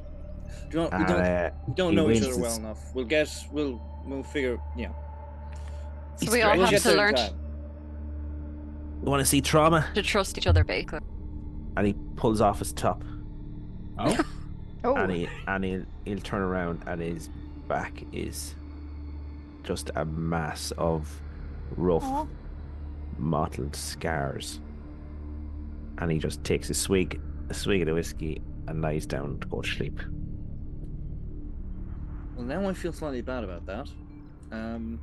He was gonna walk over and If she can find a blanket or something, she's just gonna put it Yeah. over him and go. You'd have your bedrolls, you have your camping gear in your bags, like you Yeah. know. She'll just kind of tuck him in. I'm under We'll the keep the assumption fire going that, nice and warm. Adventures have quick release bags that you can just to drop your stuff.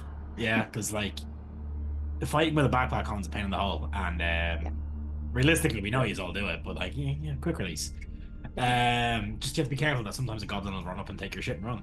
It didn't happen today, but you do keep an eye out.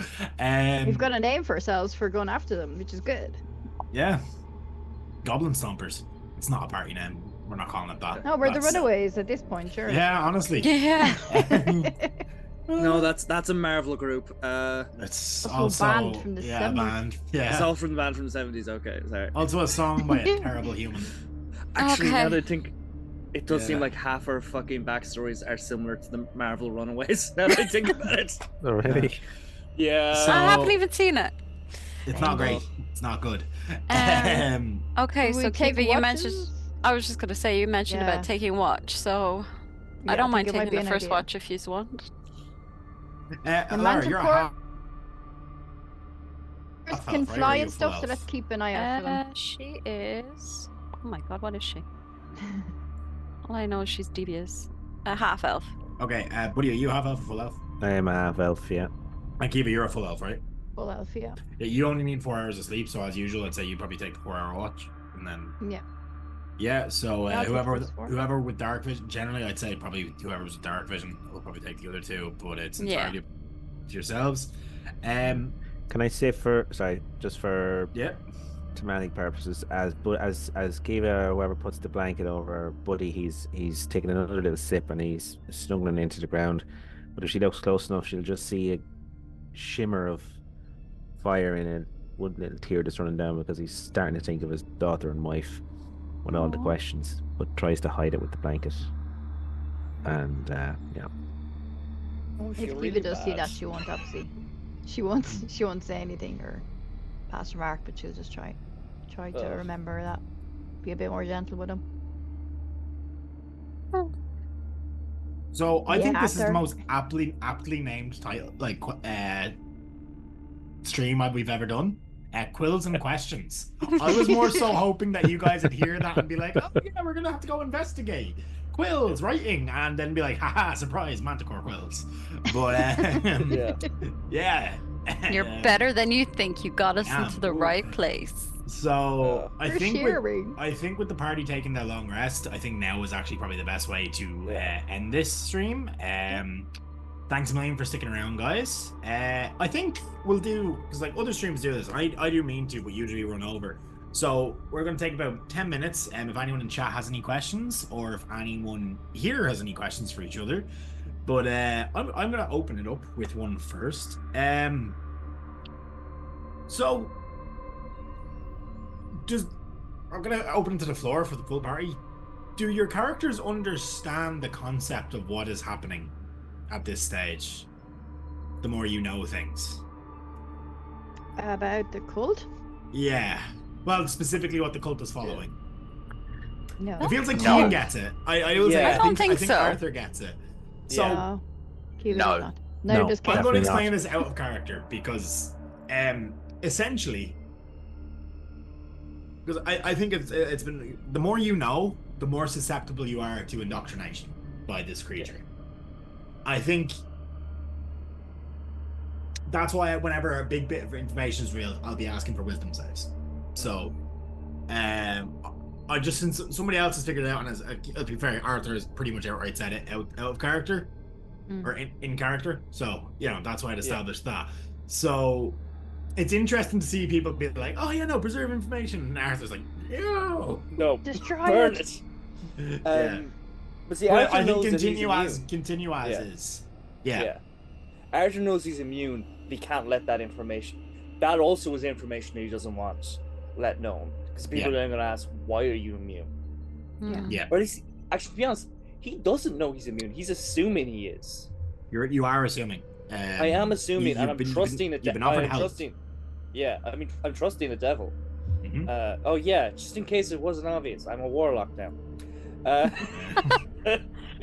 All the Come We on. were all. trying to keep it sneaky last session, but I let the cat out of the bag after Yeah, the stream no. ended by accident by asking Arthur what invocations he's taking. Yeah. So I'm just going to be Oops. honest with it. Yeah. So is there anyone in chat has any questions for the party, or do any of you have any questions for each other out of character stuff, without getting obviously too heavy into spoilers? Just if any clarification on something that's happened tonight or in a previous session.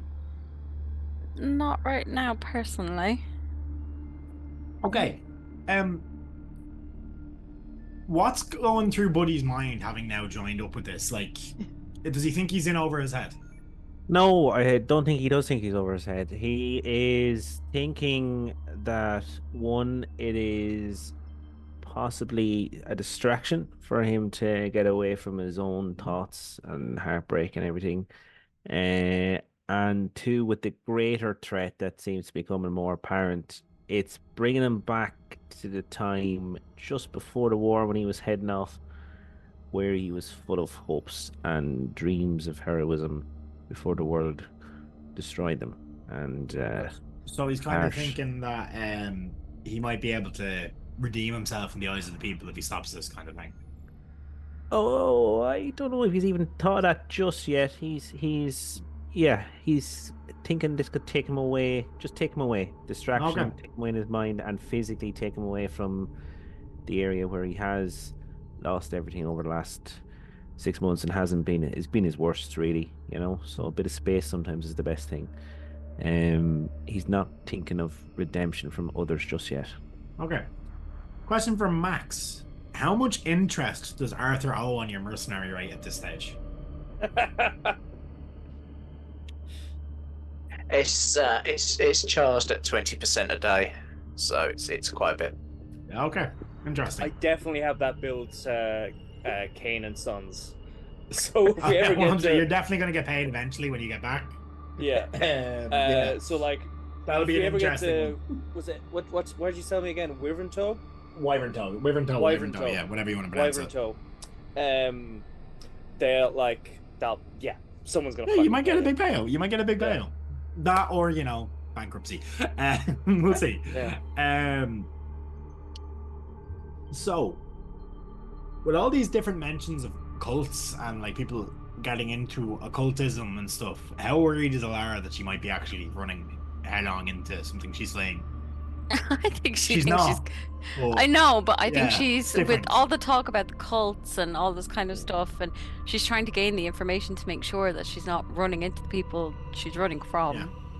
Because if they get her, they'll use her powers in the wrong way again, and she doesn't want to do that. She doesn't want to be a killer, a pawn. We've got that so far. Yeah. Question: Really? What happens One of these when? days. What happens when she does kill someone by accident? I don't Yeah. know. I don't know. It'll Yeah, have to be we'll have sniffed. to. We'll have to That's see. something I think we'll have to see in a future episode at some Yeah. point, because I think it's bound to happen. Like, I'd don't think say I it don't think it is. is possible to go through a full D&D campaign without at least accidentally killing someone with an AoE. Yeah. Yeah, but that's why she used the cantrip, because she's like, "Oh, Yeah. this is only small," and it's like, So like shit. Alara's definitely holding back Oh as yes. a result. Yeah. She has so a it'll be lot interesting there. to see when something happens.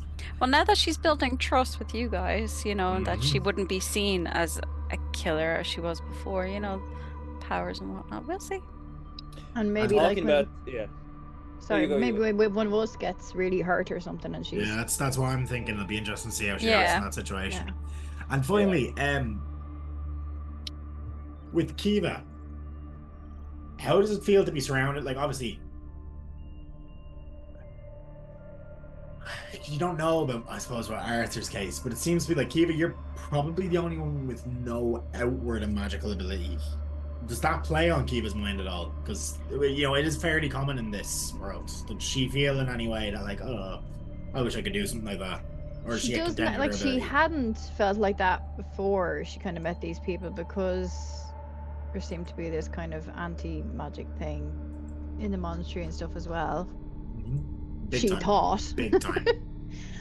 But then that to know, is kind of the power that I will say that is kind of the power they're looking for at the time. Yeah. Oh, So I've put things together in my Yeah. head. Yeah. and like, but then obviously she found out there was this thing happening, and that was her kind of that was her first introduction to it. So she was like, oh, magic is bad.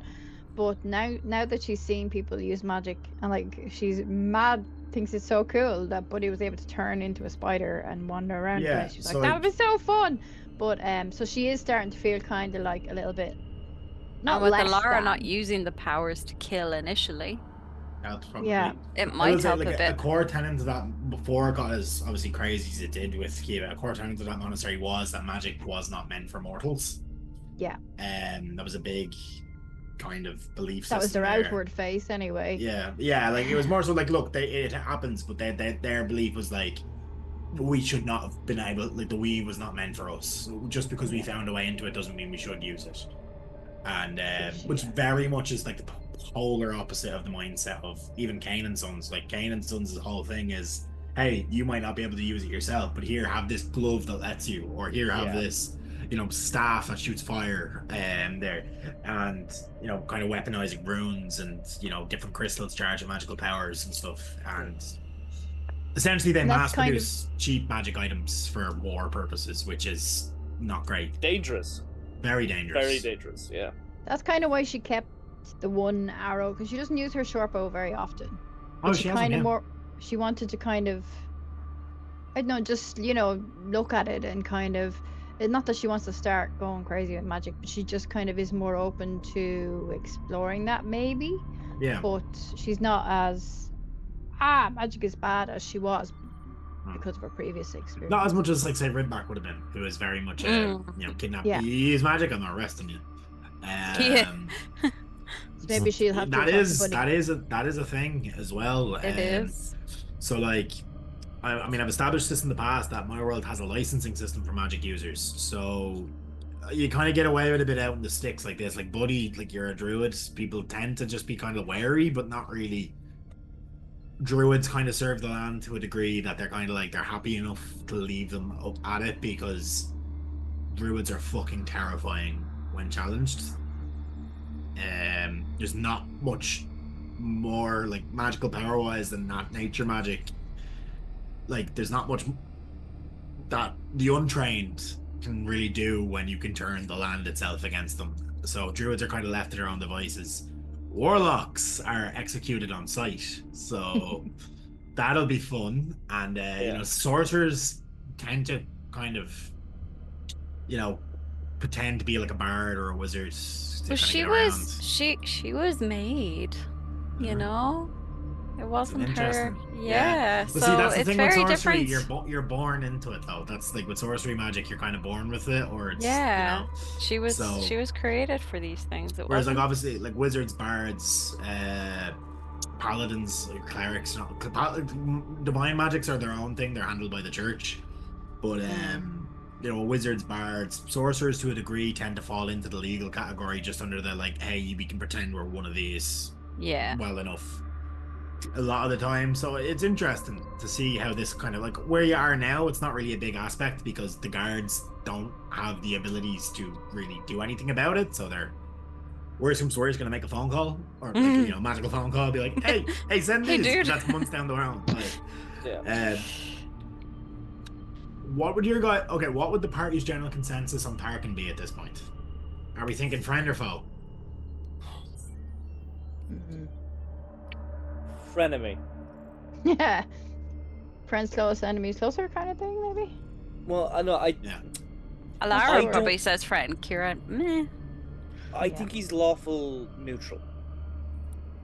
That is my genuine opinion. He's lawful neutral, which is dangerous. Lawful neutral to his belief system, kind of, is it? Yeah. Lawful neutral to his belief system. He's doing what his god and his rules are dictating. Possibly, maybe going slightly into lawful evil. Interesting, yeah. It is needed. Lawful evil is generally the worst kind of evil, though.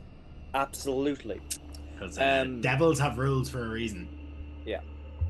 I think it's best to try and sort out the problem before they come.